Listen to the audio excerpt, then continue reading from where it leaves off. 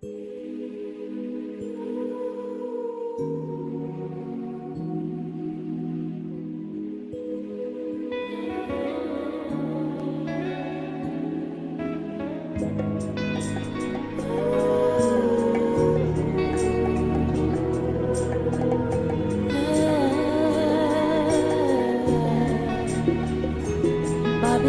why your breathless? Breathe in strength, breathe out stress. So show love and fearless. Breathe in strength, breathe out stress. Babylon, why your breathless? Breathe in strength, breathe out stress. So show love and fearless. Breathe in strength, breathe out stress. Them one we just waiting to exhale from slavery. Plenty hostility to make the vice be hazy, to turn the earth into an atmosphere to fear the hemisphere. Babylon, the city of adversity, complex of complexity to make man uneasy, and still continue sequels of unequal daily. Try to make shatter breath mystery so we don't breathe deeply, to have our society full of anxiety. Babylon, why your breathless? Breathe in strength, breathe out stress. So show love and fearless. Breathe in strength, breathe out stress.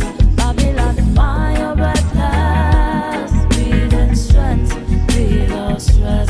So show love and fearless. Breathe in strength, breathe out stress. Once we often puffing with anger and raging, and running out of breath, upset, hyperventilating. Some big asking for air cause of the press of blood pressure, and those in sufferation feel like they're suffocating from economical segregation, strangulation, and all of the false teaching them were in circulation. Situation because in people had palpitation. Snake toxic to nature and the nation. Babylon, why your breathless? Breathe in strength, breathe out stress. So show love and fearless. Breathe in strength, breathe out stress. Babylon, why your breathless? Breathe in strength, breathe out stress. So show love and fearless. Breathe in strength, breathe out stress. Try put to rest the respiratory system. Uniform brutality, bronchitis system victim. Them want exit your oxygen from out of existence. Fixated and fantasize about man asphyxiation. Them want asthma, they breath of life just like an infection, and got the air polluted with them wicked intention. Try to panic attack we with trial tribulation. The toxic to nature and the nation. Babylon, why your breathless? Breathe in strength, breathe out stress. So show love and fearless. Breathe in strength, breathe out stress. Babylon, why your breathless? Breathe in strength, breathe out stress. So show love and fearless. Breathe in strength, breathe out stress. Shalom, shalom, shalom, Mishpachah. Shalom, shalom. Welcome to Friday Night Live. Welcome to Friday Night Live. Let us know if you can see our faces clearly and hear our voices. All right. All praises, all praises. Greetings, loved ones, in the name of our King, and welcome back to another Friday Night Live. We say shalom, shalom to each and all, and hope everyone is doing well wherever you are. I see the Mishpachah is coming in very slowly, very, very slowly. And we are grateful to our Elohim for another opportunity of life to be here with you all. And thanking him for sparing our lives throughout the week and all the different things that we all had to go through. We call it life, day in and day out. And sometimes we're not even sure if we'll see tomorrow. But we are grateful that we are here, and we'll continue our very best to help open the understanding of our people and to bring truth to the public airways, that the world can know that there is truth is still being broadcast, and The world is not the way it used to be. And we're going to see some things tonight, family. See some things tonight. So, welcome back again to the Mishpachah down in the Caribbean. Shalom. Happy Friday Night Live. And to Mishpachah in South and Central America. Shalom, shalom. Right here in these divided states of America, shalom to you all. Mishpachah over in Canada, shalom. In the UK, shalom. In Africa, Europe, the Middle East, the Far East, and every island of the sea, we greet you all by saying shalom, happy Friday Night Live, and good to have you all here with us tonight. And Elders waiting, we'll get him going with prayer as we all turn to our King for help. That's right. To the hills whence cometh our help. Hallelujah. Hallelujah. It is a good thing to give thanks. Holy Father, in the name of our soon coming King, we thank you again for another Friday Night Live. You have protected us during the week. You have blessed us, our families. You have do everything good for us. So Father, at this time, all of us, as we come together to hear what you are saying to us, we pray that thou may open our ears, our hearts, that the words that we're going to hear will go through our ears and go into our hearts and mind, that it will never go back out. Be with us throughout the service. Those that are not feeling well, we just remember Brother Eric, that you had worked that wonderful miracle in his life. And also our next brother, Lamb's Heart. Brother Lamb and others. We pray, Father, that thou may raise each and every one of your children, Israelites, from the four corners, that we all will hear and say, yes, we will do. Bless the word, bless our teacher tonight. Speak to him, through him, for him. Father, and bless him with the words. Allow the words to come out with power. Also, Brother Osha, as he read. And both of them join together to present your words tonight. Father, allow your words, Father, to take full root in our hearts and our mind, that we'll never turn back, but we'll always be there waiting and listen, hungry to hear your words. We love you and we thank you.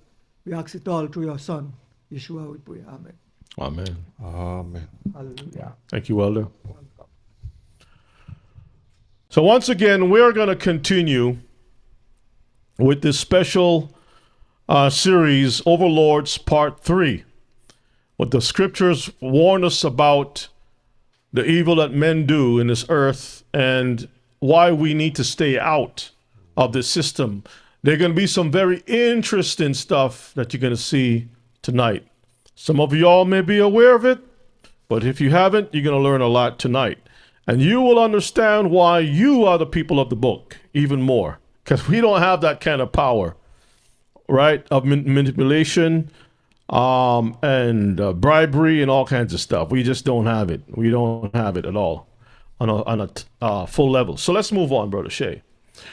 Let's read Ephesians 5 and verses 11. The book of Ephesians 5 and verse 11. And have no fellowship with the unfruitful works of darkness, but rather reprove them. That's the letter of Shaul to our brethren, the fellow Israelites over in Ephesus. He says, don't have any fellowship. And fellowship is an umbrella that covers many things. Support. Where your money's going, who you hang out with, who you buy stuff from, right? That's deal with money. Just a whole, you can put a list together for that. Time, allegiance. And the Bible says, the Bible says it's considered to be unfruitful. There's nothing good that's going to come out. There is a passage in the Torah that spoke about two types of trees. One to be saved for the life of a man, and the other one to burn or in a siege. And the enemy will be regarded as the one to burn. Right? Righteousness is the one that will give you life. The Bible says to reprove the works of darkness. So tonight, you're going to learn some things about the works of darkness. All right? So let's get right into it. Pax Judaica. All the king's men. As you can see on the screen right here, you can see Pinky on the brain, right on the bottom. Smooth that mouse around, Brother Shea. Help me out. Right here. Thank you. In the middle, you got Bibi, what did I say? The Buju people, the Jubu people. Bibi the Jubu. King of the Jubus. Okay, King of the Jubus. And he's controlling Agent 47. And you're going to see that Agent 47 actually has a different title also. And you can see that Agent 47 says, orders executed, master, awaiting further instruction. Right at the right top side. And then below you can see some of the pictures of the people that you know or have seen on the TV. We're going to get our first article to learn a few things here. Let's pull up article number 1. And let us learn some things. Thank you, Sister Batel, for your love. One love to you likewise, sis. And brethren, don't be jealous. Don't be jealous. Love to you all too, likewise. Hallelujah. Hello, you looking for some love too? You get love every single day and on the broadcast, on the Prayer line. prayer line. So just give me a little bit of love, Elder. Let me get a little taste of that tonight, okay? All praises. All praises. This is from the Jewish Chronicle. From Jared Kushner to Miriam Adelson, who are the Jewish figures in Trump's inner circle? That's the question. So he has an inner circle. That means he got an outer circle.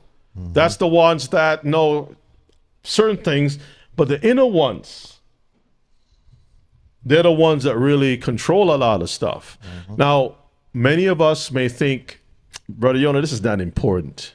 Brethren, if you have to really open your eyes to see how vast this thing really, how deep this rabbit hole really goes.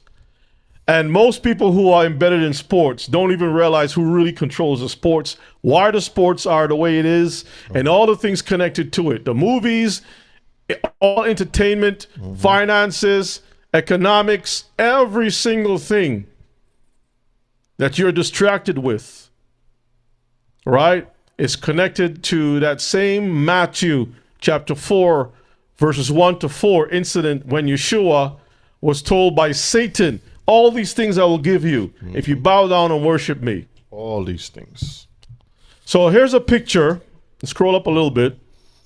And remember we talked about this woman. This is a woman that was born when the country was called Palestine.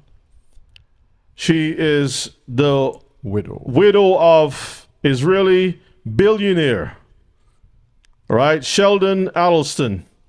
And she told Trump recently that she can put $250 million, $250 million on the table for him to become president a third time. Wow. That is how much power. And I'm sure that is just from her pocket. That's just crumbs. $500 million. I put it on the table, right? Because you've been a good servant for Israel, for the Israelis. Scroll down. So I want you just to read. Highlight from here. Yeah, just read the highlighted sections. And I want you to see the faces as we go through it.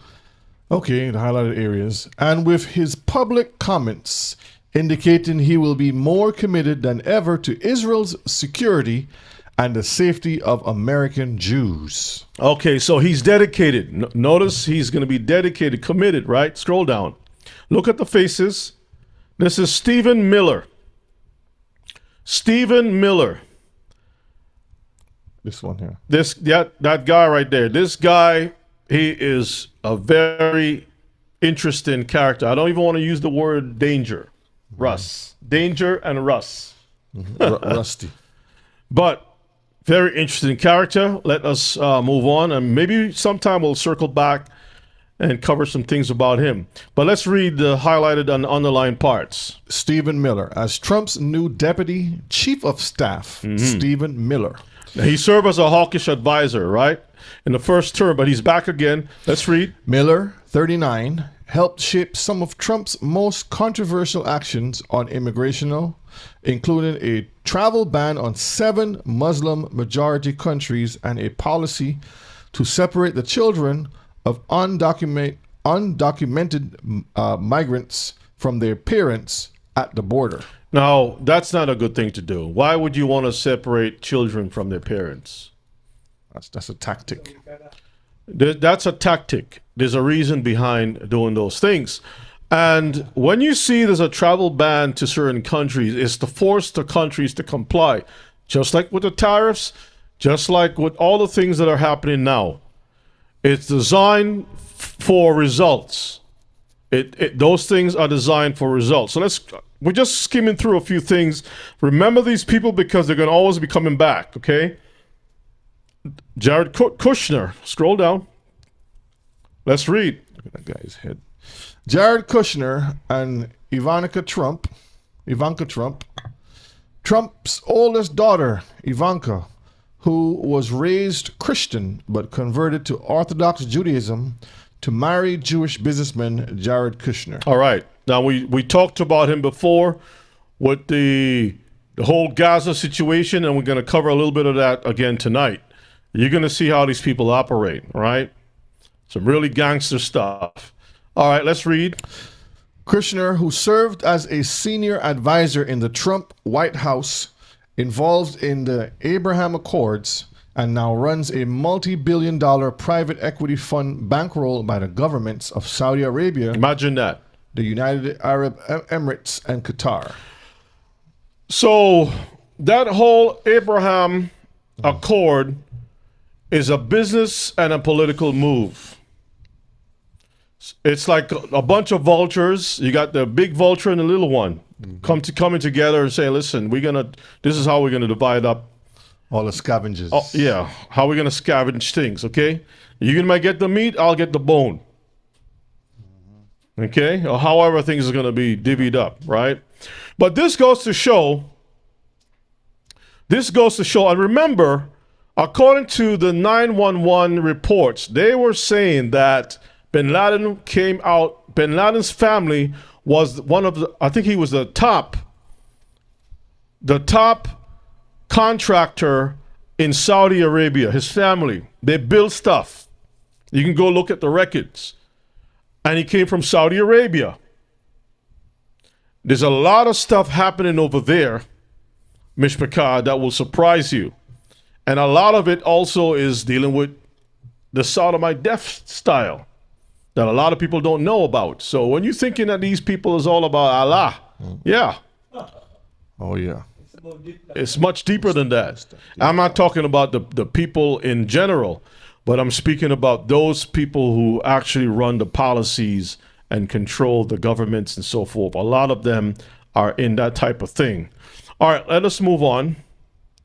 This is David Friedman. David Friedman, bankruptcy lawyer turned ambassador to Israel during Trump's first term. David Friedman. All right, scroll down. Let's keep going.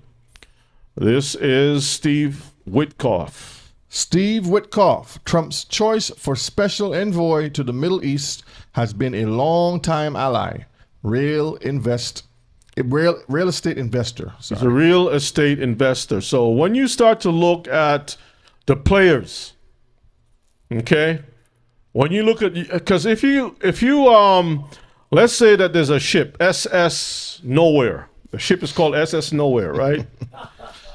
You got to look at who's going to be boarding the ship, who's going to be controlling the ship. And if you don't see a captain, if you don't see, give me some things on the ship, the engine room, the guy whoever, there's a whole list of them, the skipper and everybody else that's in there, That's the Navy, shipmates and whatever, right? So if you don't see all the different players in there, you know the ship ain't going nowhere, right? But it needs to have the right crew to run everything. Let's move on. Engine crew. We're just warming things up, brethren. We're just trying to set everything up. The pilot. Here goes this big head guy, Will Scarf. Will Scarf to hold the position of the White House staff secretary. Scarf, 38, played a key role as part of Trump's legal team in the federal criminal case tied to the January 6, 2021 riot at the U.S. Capitol. So we all remember that insurrection that took place Yeah. some years ago? All of those things was part of a plan, Mishpachah. I'm sorry. This time, we're going to see some things. Just get ready. The gloves are off. Just get ready. Does this guy look 38 to you? Let's scroll on down. So he attends Shabbat services at Chabad. Keep that in mind. He attends Shabbat services at Chabad. That name is going to come up again in tonight's class, okay? That's very, very important. And you'll see why. Scroll down. Mark Rowan. Mark Rowan is one of 2 Jewish billionaires in consideration for the role of Treasury Secretary. Mm-hmm. Rowan and his wife donated $1 million to Trump's campaign. Y'all see that? That's big money. Mm-hmm. Imagine you just sit down. You got to worry about other bills being, well, if I do this, how am I going to pay my mortgage? You just sit down and say, hey, here you go. You need what? Here you go. Here's $1 million. Let's move on. This is Howard Lutnick. Howard Lutnick, okay? Lutnick reportedly donated more than $10 million to Trump's campaign. Y'all see the money's going up? Engaged in Trump's re-election campaign, took shape in the aftermath of October 7th. So October 7th was when the so-called thing happened in Israel that they've been crying about. That's basically their second Holocaust. Yeah. And because of that, that was an excellent piece or time event. Let me put it this way. It was an event that can be utilized to campaign on and to get the heartstrings, the sympathy of so many people to donate and to bring Trump up and to get a certain agenda off the ground. Okay? It's propaganda. He had clear moral clarity when it came to Israel. So this is important because although he is supposed to be, quote unquote, an American, his focus is on Israel. Okay? It's all about the Israelis. Let's move on down. Let's see. And here goes the same woman, Miriam Adelson. Let's read. Miriam Adelson, Israeli-American businesswoman and addiction doctor. Miriam Adelson has been a major donor to Trump's political campaigns. He awarded her the Presidential Medal of Freedom in 2018. Because they paid for it. Mm-hmm. Okay. And she's believed to be the richest Israeli in the world. Y'all see that? The richest Israeli in the world. Skip down. A vocal supporter of Israel, and said in 2019 that there should be a book of Trump in the Bible. Read it one more time. That there should be a book of Trump in the Bible. She said that there should be another book in the Bible called the Book of Trump. Not the book of Jeremiah, not just the book of Isaiah, but after Malachi, the book of Trump, because there's not going to be no New Testament, right? You remember these Israelis, right? Y'all see that? All right. Did you all know about this? Yeah, I mean, that's interesting. You have the Christians want to get rid of the Old Testament and just deal with the New Testament, and Judaism want to get rid of the New Testament and deal with the Old Testament. And to stick Trump right in the middle. So, brethren, the word of Elohim has been changing based upon how much money has gone to the right people.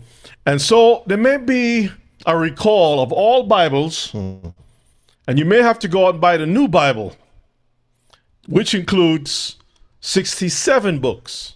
We're not even including the Apocrypha in there, but the standard will be 67 books for the Christians.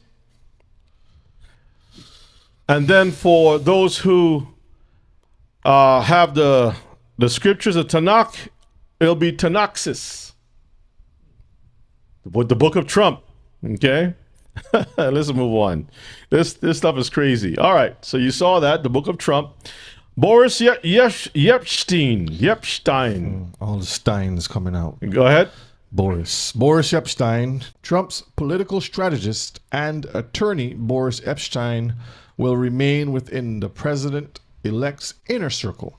The president-elect's, he's going to remain in the inner circle. Referred to as Trump's TV attack dog. Y'all see that? So everybody has their job to do. You have the ones who put the money in there, the ones who attack other people. You know, everybody got their position to play. Let's move on, and you'll see it's going to get pretty interesting. You got models in this thing, too. Elizabeth Pipko. Former model Elizabeth Pipko has risen through the ranks to become one of Trump's most vocal young advocates from the Jewish community. Where did she came from? Immigrants from Russia. A family came up from Mother Russia. Russia. And you're going to see a lot of connections, family. Keep going. Keep going down. A lot of connections with Russia. Lee Zeldin. Lee Zeldin. Let's read. Jewish New York Congressman Lee Zeldin to helm the Environmental Protection Agency. So you got the EPA also in there. EPA, Jewish. Mm-hmm. Then you have this woman, Laura Loomer. I talked about her before. She's an agitator, right? She will create the bomb and then put it in somebody's hand and say, hey, so-and-so, she will convince that person to go out and run in the street and say, I got a bomb. And she'll stand there and say, you see, I told you those people are bad right over there. Okay. Far-right political activist and conspiracy theorist. Loomer has worked as a commentator for conservative organizations, including Project Veritas and Alex Jones Infowars. Now, this makes a lot of sense why all of a sudden there's a war between Alex Jones and Candace Owens. Mm-hmm. All of a sudden he just came out attacking her, as some of y'all may already know. Let's move on. And Candace has been speaking out against the wickedness that's going on. All right, let's close it out. And we're going to look at a short, the video is pretty long, about 30 minutes, but we're going to look at a part of it. This is called Pax Judaica. And let us go. We'll just go for about 10, 12 minutes into this video. So let's listen, and fair use for educational purposes. Let's listen. You've heard of the Greater Israel Project. You think it's something Israel's still working toward, but you're wrong. The Greater Israel Project is already here. It exists by proxy. What Israel seeks now is far more ambitious. A global empire, not through physical occupation, but through proxy power, surveillance, and artificial intelligence. This is an eschatological endgame. A Jewish empire ruled by the chosen people, born through chaos, justified with prophecy, enforced by data, empowered by an artificial messiah that sees, predicts, and governs human behavior with godlike authority. To some, it's redemption, the long-awaited promise of heaven brought down to earth by human hands. But to others, it's the Antichrist, a dystopian hellscape, a blasphemous kingdom where science becomes sorcery, machines become oracles, and an all-seeing godlike intelligence rules mankind from temples of data, demanding submission, not through faith, but through surveillance. Call it Pax Judaica, or call it the future. Either way, it doesn't need your consent, only your submission.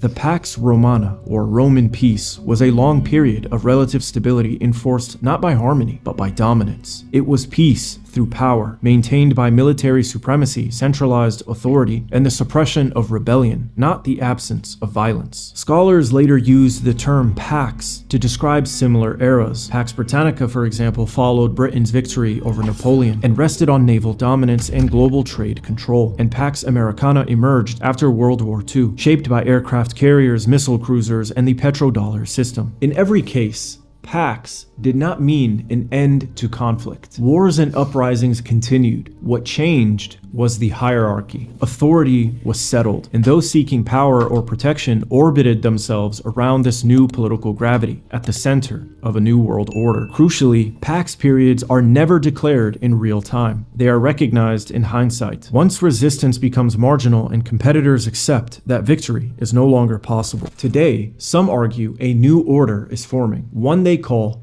Pax Judaica, an era in which Israel's rivals have been neutralized and its influence consolidated, not only through military outcomes, but through political leverage, lobbying power, blackmail, intelligence dominance, and advanced surveillance. At first glance, this idea seems implausible. Israel is small. It lacks strategic depth. It depends heavily on Western military, economic, and diplomatic support and exists within the framework of the American empire. So how could it possibly function as a global empire, exerting influence far beyond its borders? The answer requires us to rethink what power looks like in the information age. When most people hear the word empire, they imagine vast armies occupying territory, overseas bases spanning continents, massive navies patrolling the globe, and aircraft carriers parked off foreign coasts. In short, hard power. Israel does not fit that traditional image. Yet Israel is a formidable military force. It possesses the most powerful military in the Middle East and, according to senior analysts at the Institute for the Study of War, fields the best air force in the world on a pilot-for-pilot basis. It operates advanced naval assets, including nuclear-capable submarines, maintains at least 150 nuclear warheads, making it one of only 9 nuclear-armed states, and fields the densest and most sophisticated air defense network on the planet, rendering it more militarily capable than most states, including many in Western Europe. What Israel lacks is not capability, but scale. It does not have the population, industrial base, resources, or global logistics footprint of traditional empires like the United States, Russia, or China. It does not field aircraft carriers or manufacture the volume of hardware and weaponry required to sustain global conventional dominance on its own. But what if that no longer mattered? What if influence no longer required matching great powers ship for ship or base for base? What if control came not from possessing a global force, but from directing one? What if the key was not actually becoming an empire, but steering one that already exists?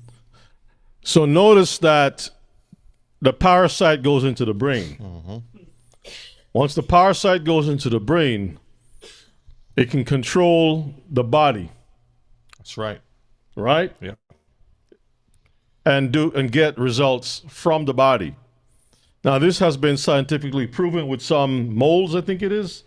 And then there's also an insect that does the same thing. I think there's a parasite that goes into that insect. The insect is dead, and it controls the insect and takes it all over the place. All right, so let's continue.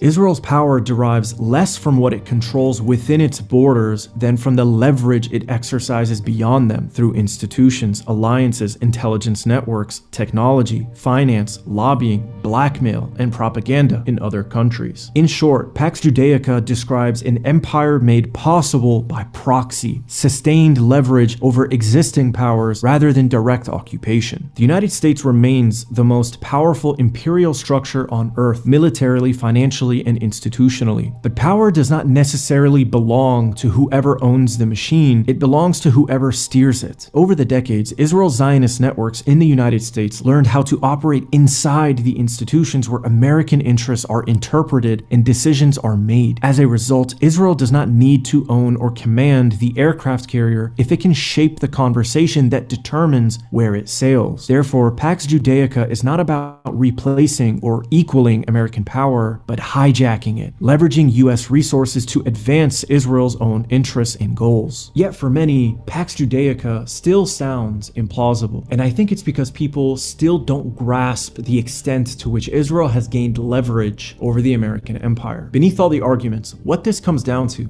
is one question. Does the dog wag the tail, or does the tail wag the dog? Critics of the claim that Israel now steers US power usually argue that the American empire is fragmented, with countless factions competing for influence driven by money, inertia, or careerism, and that pro-Israel networks are merely one player among many. This argument isn't wrong. It just underestimates Zionism. The American empire is not a single actor. It is a sprawling system of institutions organizations where American interests are interpreted and executed by individual people. Most participants inside that system are not playing a long game. They are individuals pursuing funding, prestige, or survival. They rotate in and out. They manage decline. They have momentum, but no destination or long-term goal outside of their own personal interests. Zionism is different. What distinguishes Israel First loyalists is not raw power, but clarity and dedication of mission. Whether secular or religious, Zionists are a collective operating with a coherent long-term objective, assisting one another to attain position in order to achieve that objective. In slow, bloated bureaucracies, the faction that knows exactly what it wants will outperform those that do not. The second argument holds that the United States has always been imperial, long before its relationship with Israel, and that Israel functions merely as a regional asset, a junior partner doing America's dirty work rather than shaping policy. Supporters of this view often cite Joe Biden's remark that if there were not an Israel, we'd have to invent one, or former Secretary of State Alexander Haig's description of Israel as America's largest aircraft carrier that cannot be sunk. In this framework, Israel is a strategic tool, not an independent driver of power. These claims are not false. They're just no longer true. They reflect a Cold War era that no longer exists. The collapse of the Soviet Union removed a peer competitor in the region that backed the pan-Arab movements opposed to Western imperialism. Subsequent wars in Iraq, Afghanistan, Libya, and Syria destroyed rival states and turned the rest of the region into a network of collaborators. In this environment, the United States no longer depends on a single indispensable enforcer to project power. It has no shortage of partners willing to offer money, diplomatic alignment, intelligence cooperation, basing access, and territory to maintain U.S. dominance. In that context, Israel is no longer uniquely necessary as an unsinkable aircraft carrier, which raises the real question. If the United States no longer needs Israel to project power in the region, why does it insist on continuing to empower Israel over all others? Why tolerate behavior that generates instability, backlash, and regional chaos when there are alternative partners willing to serve U.S. interests and pay for the privilege? This is why the old model breaks down, and the argument shifts from hard power to institutional leverage. On paper, the United States holds enormous leverage over Israel. In theory, this should allow Washington to compel Israeli behavior. In practice, however, across multiple administrations, whether they're Democratic or Republican, it has not been able to restrain or compel Israeli behavior. And it's not because the leverage doesn't exist. It's because the leverage is neutralized from within. This contrast is revealing. In the early 1990s, Israel required U.S. guarantees for a $10 billion loan to absorb Russian immigrants after the Soviet Union collapse. President George H.W. Bush was interested in negotiating a deal between the Israelis and the Palestinians at the time. So President H.W. Bush wanted a guarantee that Israel was not going to use the money that the U.S. was going to help them obtain to expand settlements in the West Bank. So he used his leverage over Israel, drew a hard line, and forced compliance. And it worked. Israel caved, but it was the last time they would ever do so. Fast forward 20 years, and Benjamin Netanyahu standing in front of Congress urging the United States to sabotage its own president and the Iran nuclear agreement in order to satisfy Israel's interests, which ended up happening within just a few years. A decade later, despite Israel's full dependence on American weapons and cover, both Joe Biden and Donald Trump gave it everything it needed to carry out the genocide in Gaza and go to war with Iran. Aircraft carriers were deployed, missile defenses were activated, tens of billions of dollars were spent, all at enormous cost to America's global standing and domestic political support. By any rational measure, this ran against America's interests. Yet it continued. Israel was still dependent on the United States, arguably more than ever. So how did the US go from President Bush demanding Israel cave to his demands to presidents bending over and giving Israel everything it wants? The answer is simple. What changed was Israel's leverage over America's leverage. You see, administrations rotate. Presidents come and go, but Zionist networks with their long-term objectives remain embedded, permanent, shaping narratives and incentives from inside the system. To quote Benjamin Netanyahu from a private conversation recorded over 30 years ago, America is a thing that is easily moved. So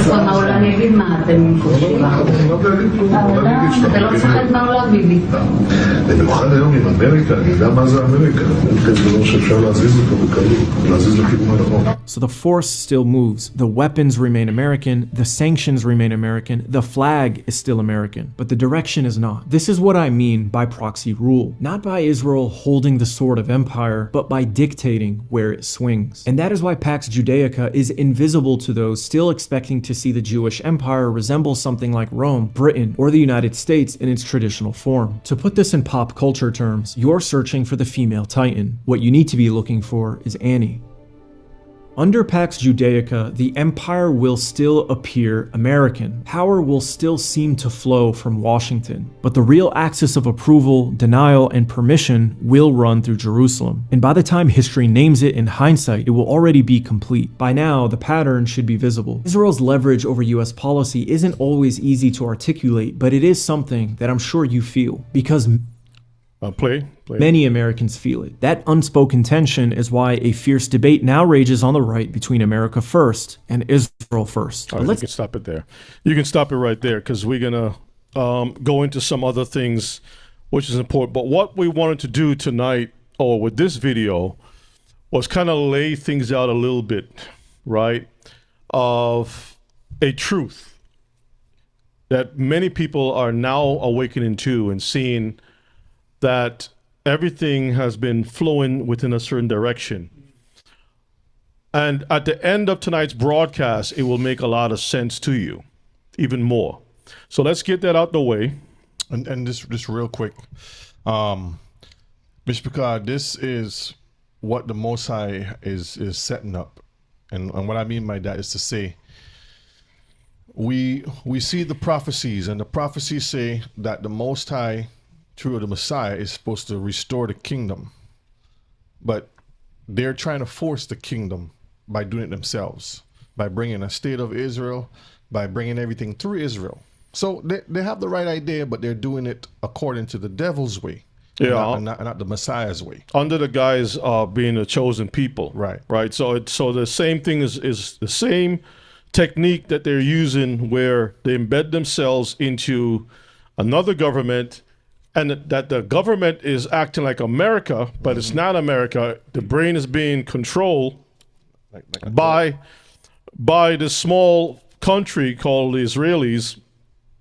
The same thing when it comes to religion or being chosen people. They embed themselves in there, but they're not really doing anything that they don't fit the scriptures. So let's move on. Yes, America is the golem. This is interesting.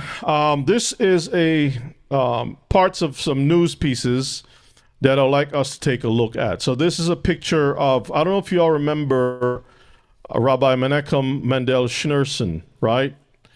So let's read this piece over here. Republican presidential candidate Donald Trump paid a personal prayer visit on Monday afternoon to the Ohel in Queens, New York. Ohel in Queens, New York.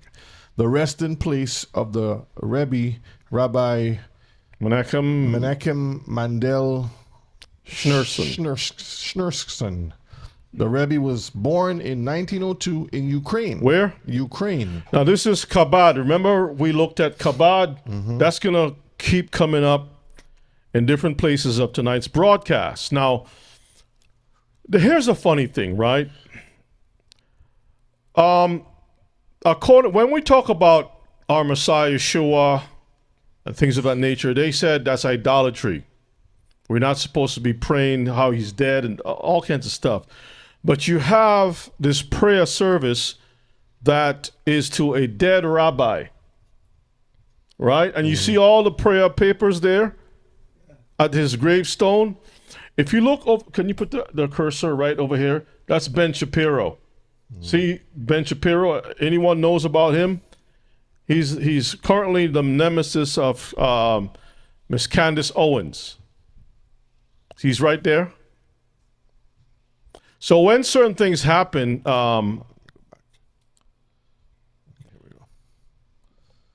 do this. There you go.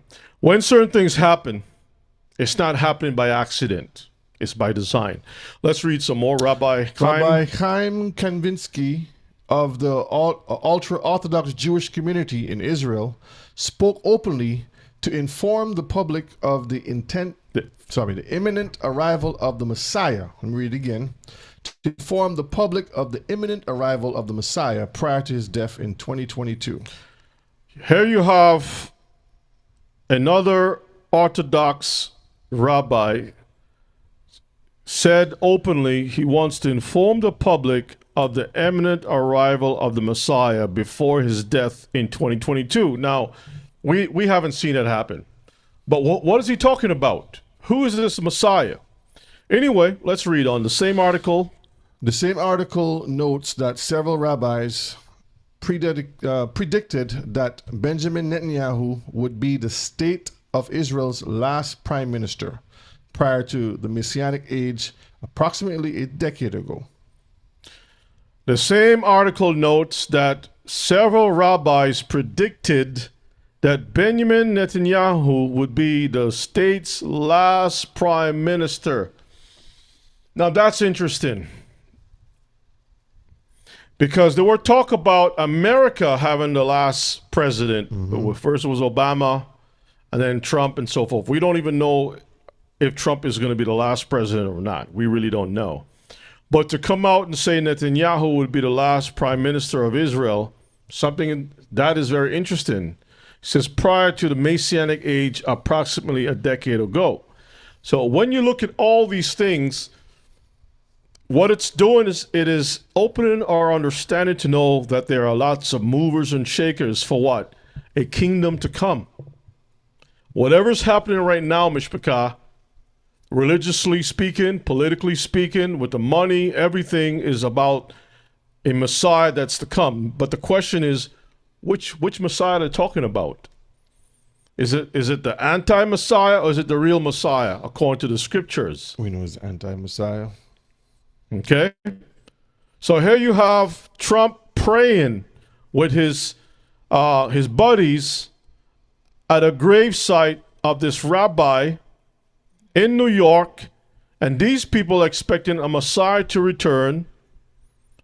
Netanyahu is predicted to be the last prime minister of Israel, of the Israeli government. And it goes on, because you're going to see stranger things, brethren, tonight. Let's move on.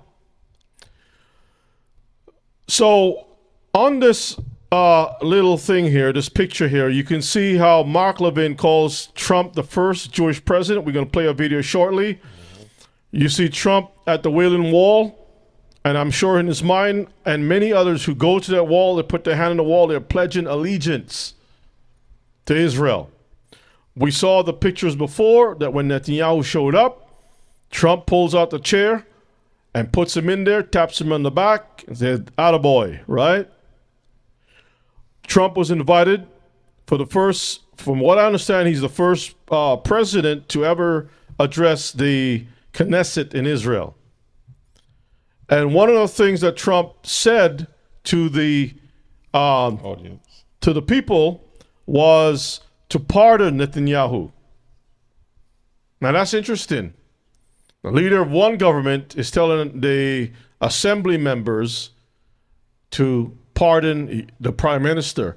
That means to say that the people of Israel knows all the dirty stuff that Netanyahu has been pushing. Okay, now let's play that video, number 3, so y'all can see on record, that Trump is the de facto president of the first Jewish president in America. Okay. Thank you. We have a man. I have to take a little time. Because every Saturday night, used to be Sunday, then he did so well that they put him on Saturday too, Saturday night. You know who I'm talking about? Because there's only one has Saturday and Sunday. And Saturday is considered Death Valley, but it's not death because of ratings. Nobody gets good ratings. Although actually my daughter-in-law is doing well, and you always did well. The great one, Mark Levin. And much more importantly, his much more brilliant wife. Where are you? There you are. Would you come on up here, both of you? Get up here. Get up here. Look, every Saturday, every Sunday, I'm forced to watch television to listen to this guy talk about how frickin' great I am. Because he does like Trump. There's no question about it. Come on up here, Mark. Get up here. Come on up. What a beautiful couple. Did you get lucky? If you weren't a genius, you wouldn't have a wife like this. Marx, say a couple of words. Come here, darling. And these people do like Israel. Hold on. And he loves Israel too. It's true. It's true. 2 seconds. 6 years ago, I was up here, and I said, "This is our first Jewish president."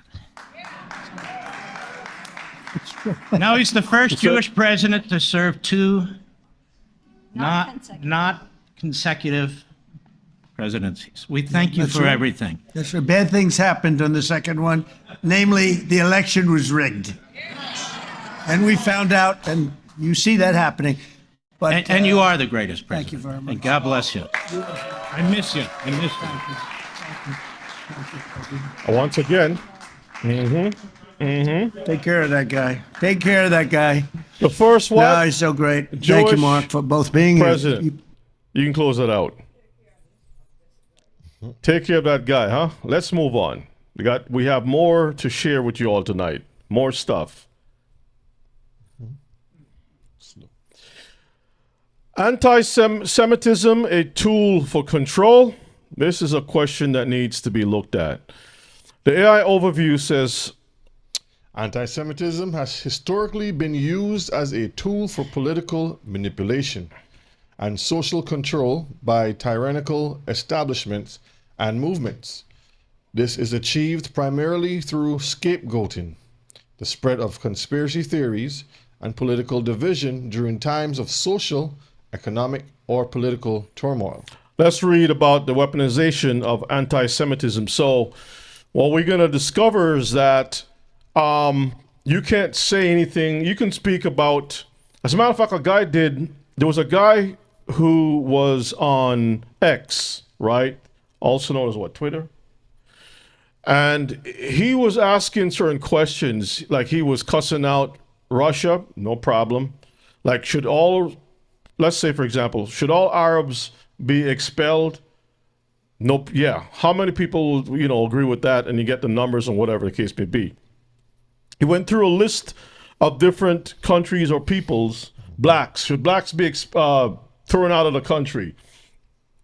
A lot of people had said what they had to say. And then when he asked the same question to Jewish people, guess what happened? They stopped him and said this is anti-Semitism. And they specifically highlighted just the Jewish part. Everything else, blacks being kicked out, was not racist. Everything else was not racist or biased about Muslims or nothing like that.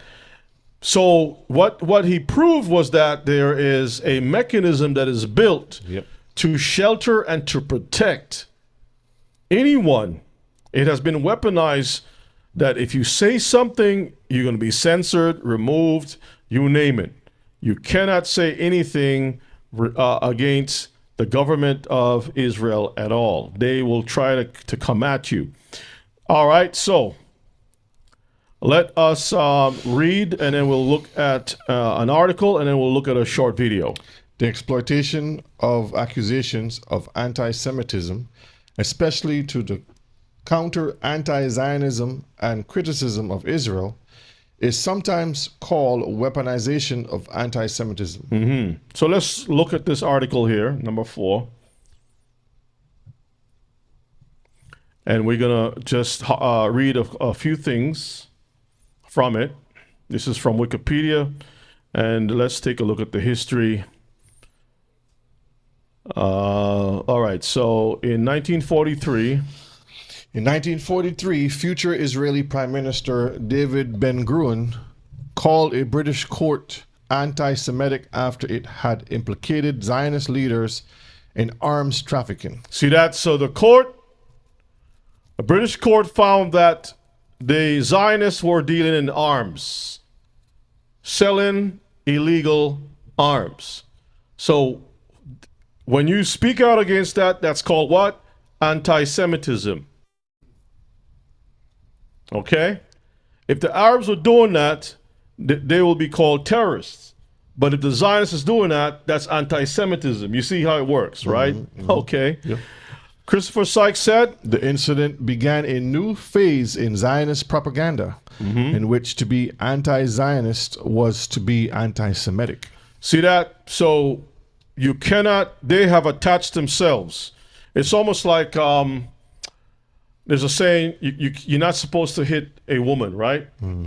So a man decide, you know what, I'm going to grab onto a woman and come right behind her and hold her. So when somebody, this guy goes out and cause some trouble, then he runs behind a woman and holds on to the back of her so no one can actually hit him, because the woman has become a sanctuary, Shield. a shield, a human shield. Okay, let's scroll on down.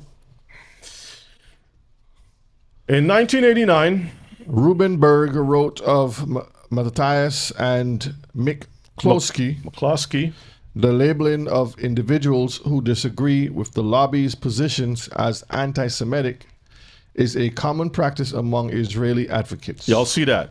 So they started to develop this thing into a weapon. This is the propaganda arm of the Israeli government. Scroll on down, let's see if there's anything else. Okay, that's it. You can close it out. So let's pull up that video. This is from NPR and fair use once again. For the use and the sake of educational purposes. Let's make it a little bit bigger. There you go. So let's take a listen, family. Let's take a listen. Often when there is dissent expressed in the United States against policies of the Israeli government, people here are called anti-Semitic. What is your response to that as an Israeli Jew? Well, it's a trick. We always use it. When from Europe somebody is criticizing Israel, then we bring up the Holocaust. When in this country people are criticizing Israel, then there are anti-Semitic. And the organization is strong and has a lot of money. And the ties between Israel and the American Jewish establishment are very strong, and they are strong in this country. As you know, they have power, which it's okay. They are talented people, and they have power, money, and media, and other things.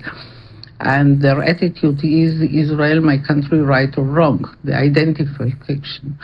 And they are not ready to hear criticism. And it's very easy to blame people who criticize certain acts of the Israeli government as anti-Semitics, and to bring up the Holocaust and the suffering of the Jewish people. 6 million And Jews. that justify everything we do to the Palestinians.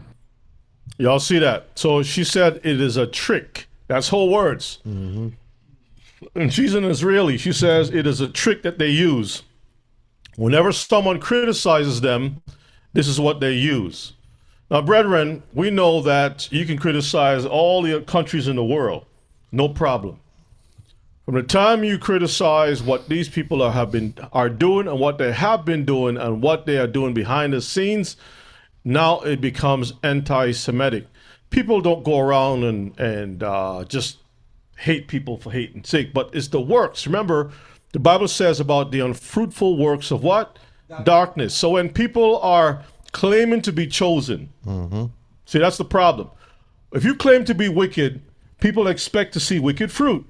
But if you claim to be a good olive tree or a good orange tree or whatever type of tree it is that is supposed to produce fruit, and you've seen all types of arms dealing and sodomite and you name it, everything that is deviant that has been pushed out there, brethren, you say that tree is a wicked tree. That's right. You call it for what it is. Let's go back to our slides. Let's go back to our slides. All right, anti-Zionist rabbi discusses Palestine. So here you have a rabbi fessing up, confessing all the different things. Let's pull up number 6 and let us take a listen. Again, fair use for educational purposes. It's about 7 minutes long, so it's not going to be that long. But listen carefully. Let's play. So this is a Jewish person. We saw a Jewish person just a while ago. Here's a rabbi that's breaking some things down. So listen. Rabbi David Feldman, thank you so much for sitting here with us today.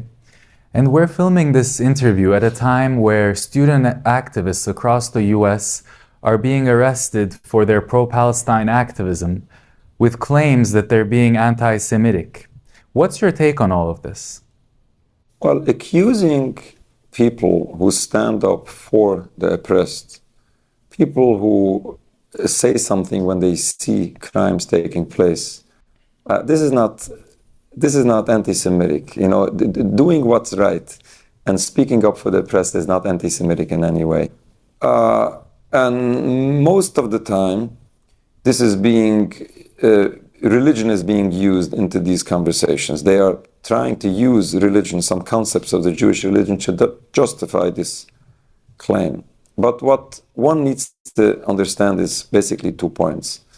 First of all, this is not Judaism. According to Judaism, we are forbidden to create this so-called safe haven for the Jewish people. According to the very basics of Judaism, there's a concept of Jewish exile, which is a divine decree, which we are forbidden to end by any physical means, even if we find that this building is a safe haven would be in our favor. According to our religion, this is forbidden. We accept the decree of God, whether it is comfortable or it isn't. We accept the word of God that we should not end this exile by any physical means, and we leave this up to God for Him to end our exile. This is exactly what Judaism teaches us, that it's only God Himself, that will bring the ultimate redemption, where all humanity together will serve the one God in peace and brotherhood. Y'all hear this? So he is telling, he's speaking the truth with regards to what we have been saying ourselves. That it is the Messiah who has to bring back Israel, the Hebrews, back to the land of promise. And when he does that, there will be peace throughout the world. So how is it possible that you have some people returning back, claiming to be the people that the scriptures talk about, and there's wars and turmoil, and all these different plots and planning and monies going back and forth, and innocent people are dying? That's not according to the scriptures. So we have two different things running, and then who helps to push this narrative that these people are the chosen is the Christian church. Yeah. Because in their publications, in their teachings, their preachings, and so forth, Bible studies, they always push this narrative that the Israelis are the people of the book. And the Bible doesn't show that, because the fruits. Yeah. And if you notice what he said a little earlier, he said they're using the religion. And we know when it comes to our Torah, it's not a religion, that's our way of life. But they have their religion called Judaism, and that's what they've been pushing all this time. Continue? Yes, continue on.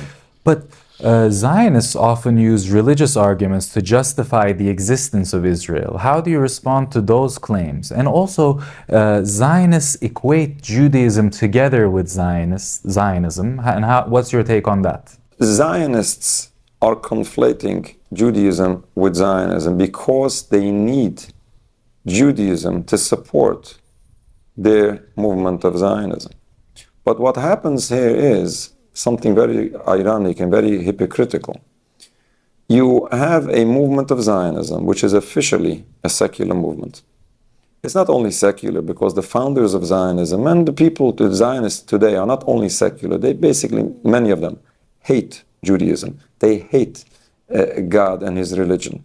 For example, I have a friend of mine who grew up in Zionist education, grew up in Jerusalem. And he told me that what he was taught is that we, the Jewish people, have two enemies. Now guess who the two are and who the first is. The first is the religious Jew, and the second is the Arab. Now, both of this is wrong. The religious Jew is basically the Jew, but this is how they hate religion, the Jewish religion, and they hate religious Jews, and which just shows you how far away they are from Judaism.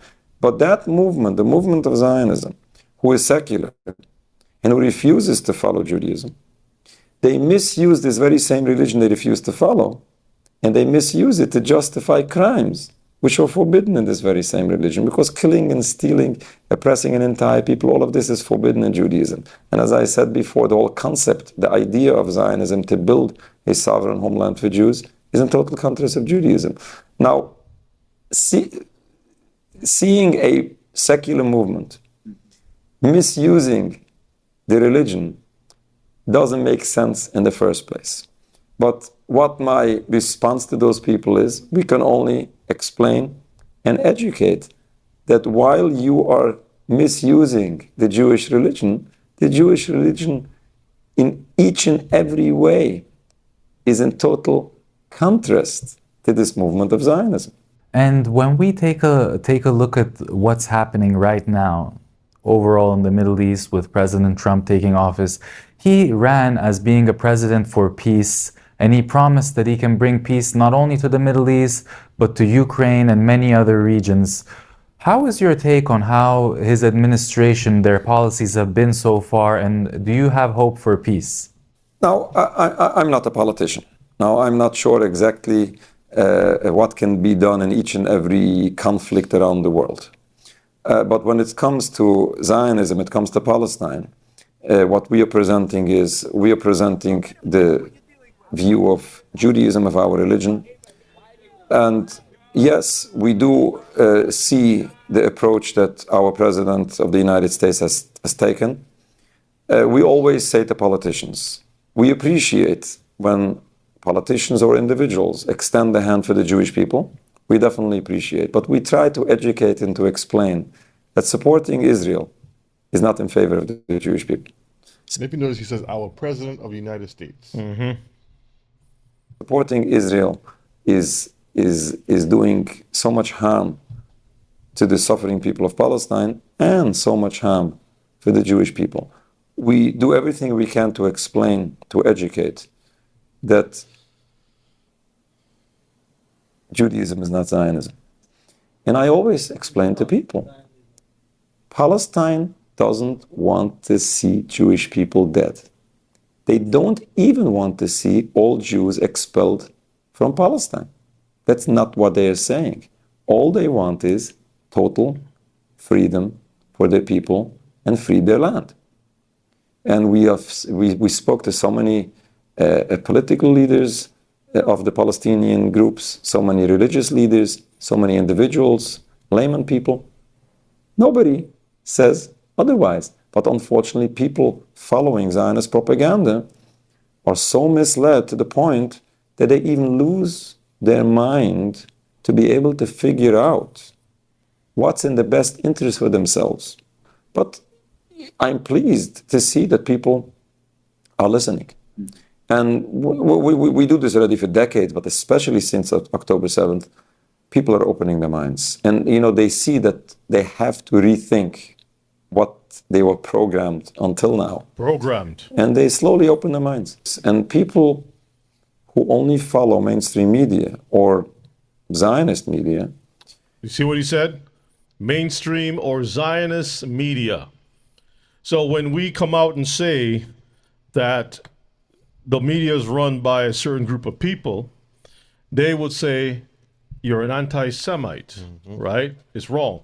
Here's a Jewish rabbi in New York that is saying that the media is run by Jewish people, Zionists. What are they going to say about that? Play on. Let's finish up. Generally speaking, they don't have even a chance to interact with any Palestinian or Muslim to have personal experience, which is it's very unfortunate because their information is being built on fabricated propaganda versus facts on the ground.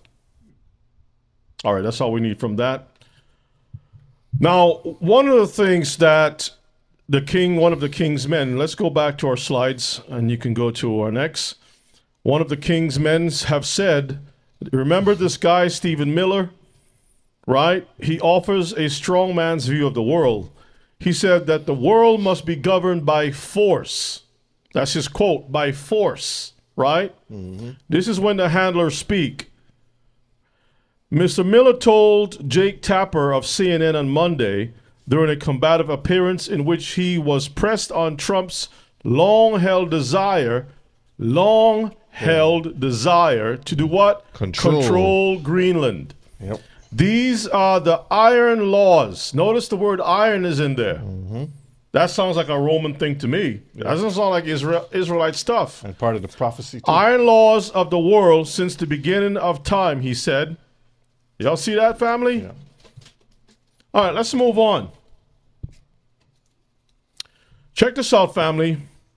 Organizers are demanding Palantir drop contracts with ICE and military and Israeli military.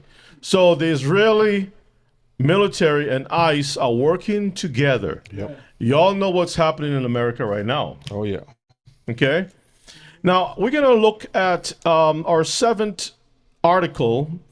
We're going to see the overwatch of the Overlords. Because remember, tonight's broadcast is about the Overlords. And we're going to see how this thing is set up. So let's go to our highlighted areas. Okay, so let's read. Activists carried banners featuring giant eyes with yellow irises. First, Palantir surveils, then IDF kills. First, Palantir tracks, then ICE attacks. Okay, let's read the next piece.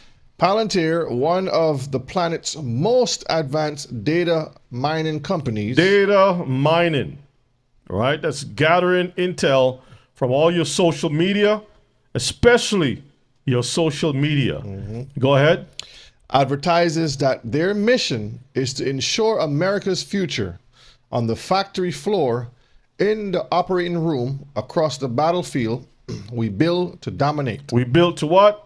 Dominate. This sounds like watching the Terminator movie.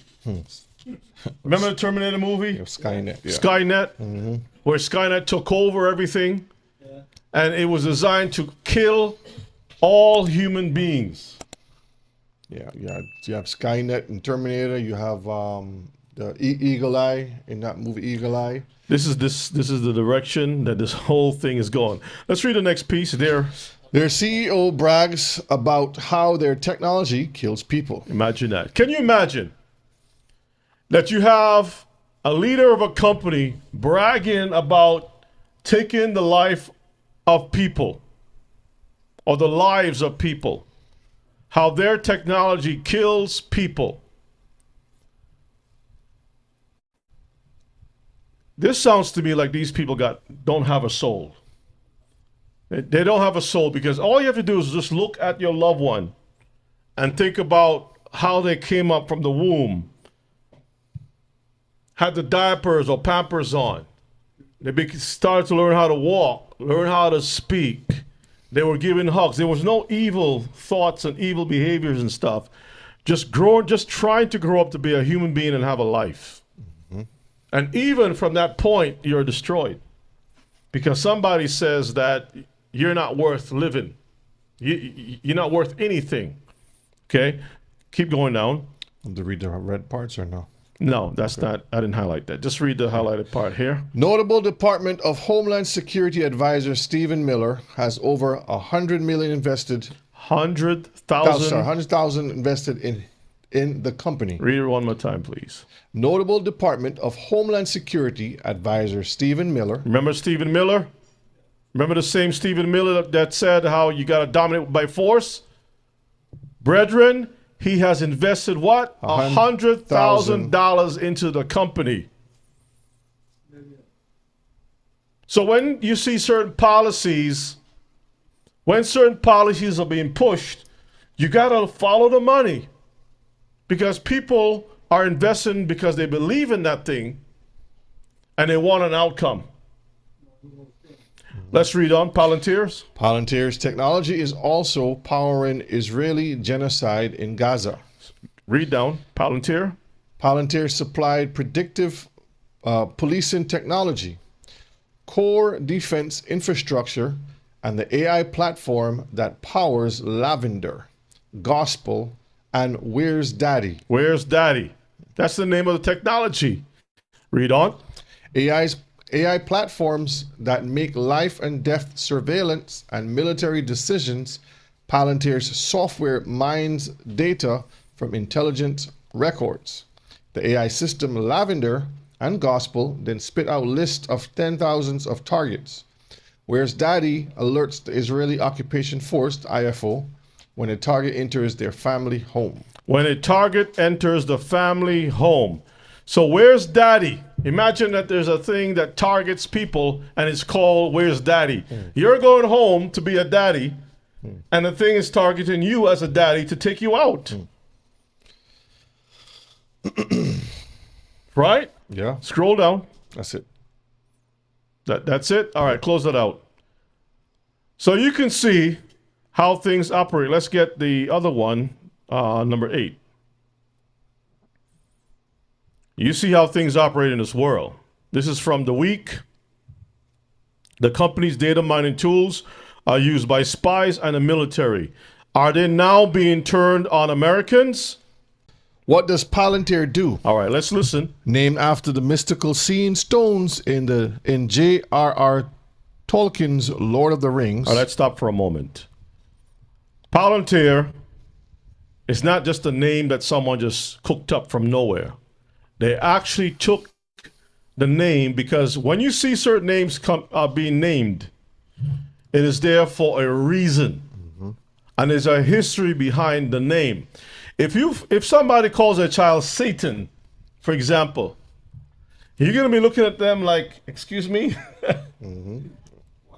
Excuse me, what's the name of your son? His name is Satan, Lucifer. Satan, Lucifer, Franklin.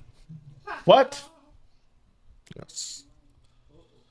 You know automatically something is wrong with the father or the mother, right? The mother called his name Satan. The dad calls him Lucifer. So you look at the parents like something is wrong. Because everybody knows where those names came from. What is the end game for those names? Yep. So notice that they call this software that targets people. It came from the Lord of the Rings. We're going to come back to that. So scroll on down. Let's see what else we got here. All right, so go back up a little bit. Which agencies work with the company? Let's see. It has helped. Underline. Okay. Oh, okay. It has helped the CDC track diseases. The IRS. The IRS sniff out tax cheats. The FDA monitor supply chains, and the Department of Homeland Security chase down drug traffickers. Let me continue reading. Wired reported that Palantir engineers are helping build a master database. What? A master database. A master database that will draw data from across federal agencies, including the IRS, Social Security Administration, and Health and Human Services, to target undocumented immigrants. See, you must have a scapegoat first. You need to have the boogeyman first, so the immigrants becomes the boogeyman. The test, that's the test. And after it moves from there, it says, you know what? It's working. Let's just put it on everybody. Since it didn't really, because it has run its course. Nobody's protested against this stuff. The immigrants, everybody wants these immigrants out, so they're not going to say anything until the technology is turned on them. When it's turned on them, because, you know, if you're saying, well, I'm going to cut the toe off of all the immigrants, you can say, it's bad, but they deserve it because they're here illegally. But after all the immigrants' toes are cut, it says, you know what? If you want to be American, you got to get your toe cut too.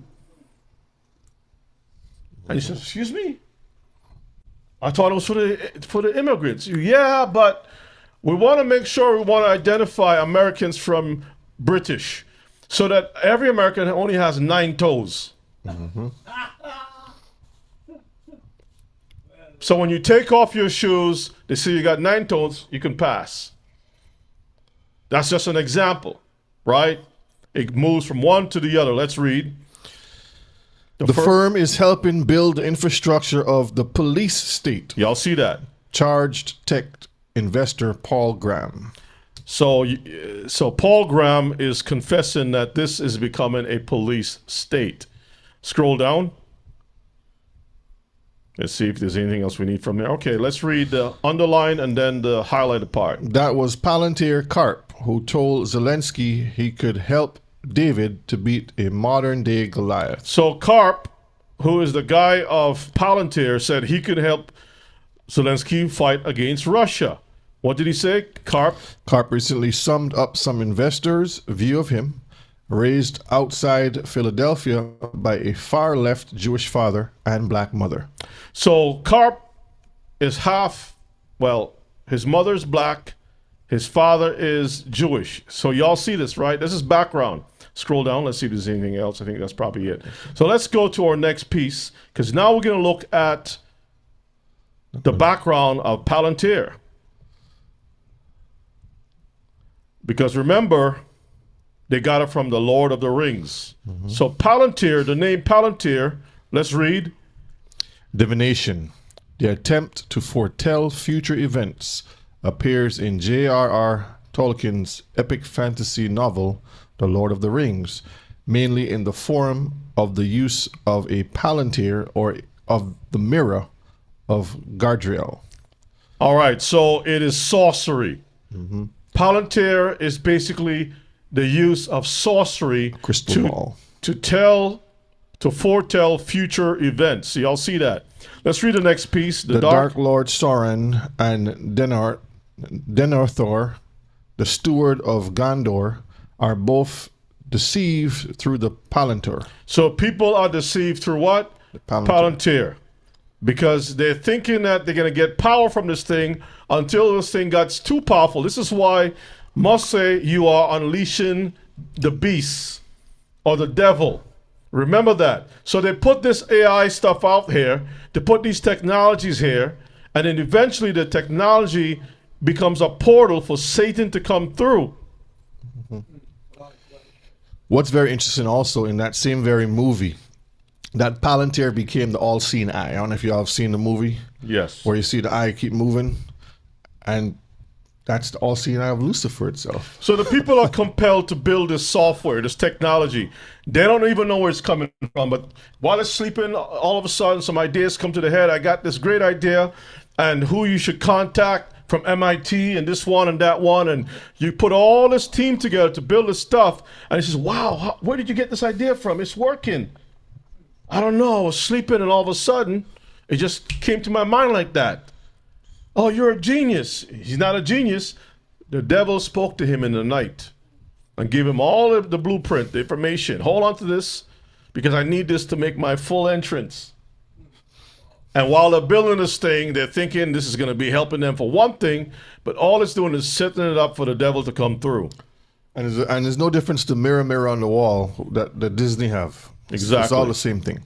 All right, let's read on. From here or here? You can start from there. It doesn't matter. This is in sharp contrast to Macbeth's actions in Shakespeare's play, where the witches that he consults tell the truth. So the witches in that play for Macbeth will tell the truth, but Palantir was playing with the people, making them believe what they want to hear, giving them enough information, lying to the people because it had another plan in its mind. All right, let's read that other highlighted part. Seen objects such as the Palantirs, as in the character Gandalf's words, quote, perilous to us all are the devices of an art deeper than we possess ourselves. All right, let's look at that for a moment. What this is trying to say is that this is so dangerous. Perilous to us all are the devices of an art deeper than we possess ourselves. This is higher than they really understand. This is why people said over and over, but they still release it anyway. Like they know that this thing is demonic, but they says, you know what, we can still put some safe fail mechanisms in there to make sure it doesn't turn against us. But when they ask the AI, who's the threat on Earth, it says humanity. We got to wipe them out. Fail safe. Thank you, Keeper. All right, let's move on down. Things used for divination. Palantirs. A Palantir enabled its user to see places far off or events in the past. A person could look into a Palantir to communicate with anyone looking into another. So the Palantir. the technology can have access to all past events, all the histories, and it can quickly pull data from all the past, all the books around the world in whatever languages. This is why Google spent, because I was like trying to figure out, why is Google digitizing all these books? You can go to Google, type in a certain book, and it has digitized all these old books. Like it's digitizing every single piece of information. And brethren, they are building a one world system. Okay? So if they have access to the past, they can design a future. That's the whole thing. All right, let's read on. They could then see visions of the things in the mind of the person looking into the other stone. So while you're looking into the stone, it's looking into your brain. Scroll down, that's it. All right, let's close it out. That's like transhumanism. That's wickedness. So I don't know if you all are really seeing how this thing is coming together, but it is. Okay. As a matter of fact, let's continue on and we'll look at what's happening in today's time. What is Project Sunrise? So remember that in Trump's inner circle, he has a son-in-law. Well, there's a project called Project Sunrise. Okay. Let's pull up number 10. It's really short. So while they are saying that they're fighting against Hamas, that's not really the plan. Hamas is trying to prevent them from snatching the property. Let's read this piece. U.S. said to pitch Project Sunrise, a plan to rebuild Gaza as a luxury destination. Reported proposal drafted by top Trump officials Kushner and Witkoff to cost $112.1 billion over 10 years. It's a lot of money. Imagine new Rafah as seat of government. New Rafah as seat of government. Gaza City as high-tech smart city.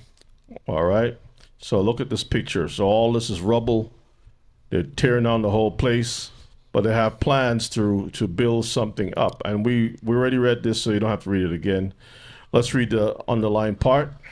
Initially, the U.S. would commit to anchor the program by providing $60 billion. $60 billion is a lot of money. All right, I think that's probably it. Scroll down. Let's see. There goes him. Right. So if you notice that there's some more. These presidents always align themselves with these Ashkenazim people. They're always there, almost like a parasite in the brain to direct them, or to basically handlers. All right, this is interesting. Jared Kushner, accompanied by Kremlin economic envoy. Please remember that. Scroll up a little bit so we can see the face. See that? Kremlin envoy. So that's Russia, right? Scroll down. You'll see some connections. Don't worry, family. New Rafah will be the seat of governance for the Strip. That is the plan. Scroll down. See if there's anything else we want to read from that. So when you see certain things happen, don't think it's just a simple war trying to stop terrorism. It's a plan to cause the world to shift in a certain direction. Close that out. Let's go to our next. All right, family. So now we're going to move into some interesting things. So in order for you to move to get what you want, for the people to get what they want, you must have villains. But a lot of times, what we don't know or understand is that the villains that we see out there in the world, in many cases, are set up by the same people who want the outcome. Here's a little bit of that proof. Former Mossad Director Ephraim Halevi defends Israeli medical assistance to al-Nusra Front fighters. It's always useful to deal with your enemies in a humane way, Halevi told upfront host Mehdi Hassan. Halevi, who served as head of Israeli intelligence and head of Israel's National Security Council under Prime Minister Netanyahu, keep that in mind, Barak and Sharon denied that there would be any blowback against Israel for getting in bed with al-Nusra Front. He says, quote, "No, I don't think so. I don't think there's going to be blowback."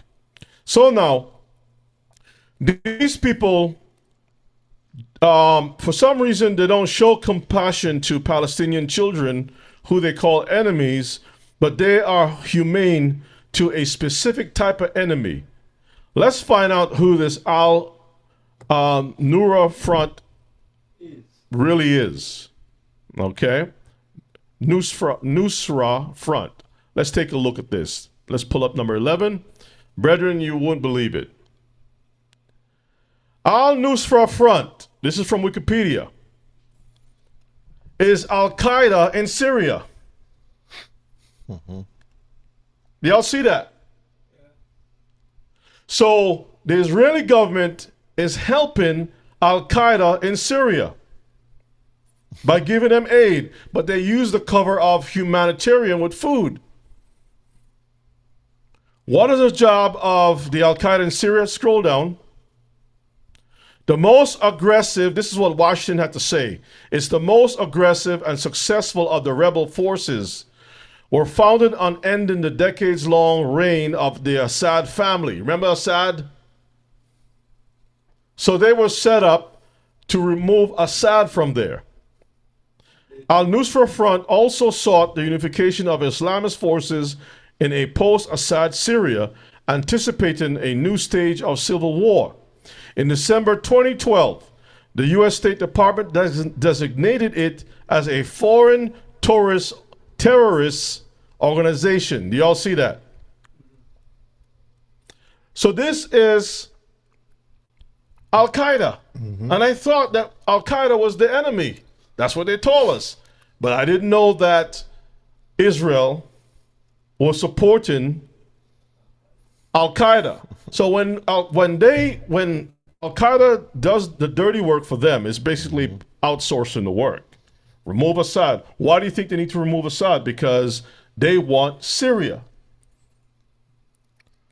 And so they can still put the Al-Qaeda group to operate and run Syria because they run the Al-Qaeda group. Y'all see how it works? Yeah. Scroll on now. Let's see if there's anything else that we want from That's this. it. That's it. Okay, you can close it out. So do y'all see how it works, family? Okay? Let's move on to our next. Strange power of the Chabad. Remember we talked about the Chabad? These are the real men in black. We're going to see the spiritual reach and world influence of the Chabad. Notice you see Netanyahu in his younger version, form right over here, going to the same Rebbe that they called the Messiah back in the day. This is the same gravesite. This is the same guy that died that they went to give respects by praying to the dead of this guy who's supposed to be the Messiah. On the bottom of the screen to the far left, you can see that Netanyahu has returned to the Chabad. Okay? Let's look at the video, and then you're going to see the reason why there's a Tibetan book of the living and the dying over here. So let's play video number 12. You said you had a cleaner copy of that, right? Yeah, you want me to pull that one up? If it's cleaner, is it the same length? This one is 5 minutes. Yeah, let me. All right, if you got the cleaner version, let's pull it up because, brethren, you're not going to believe this. You're not going to believe it.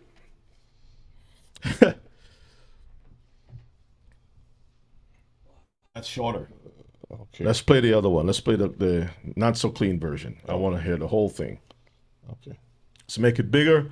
So this is a rabbi from Chabad, and let's listen to what's going. Let me set it up for you, right? Do y'all remember a few years back, I think it was, they found a bunch of tunnel rats in New York, right?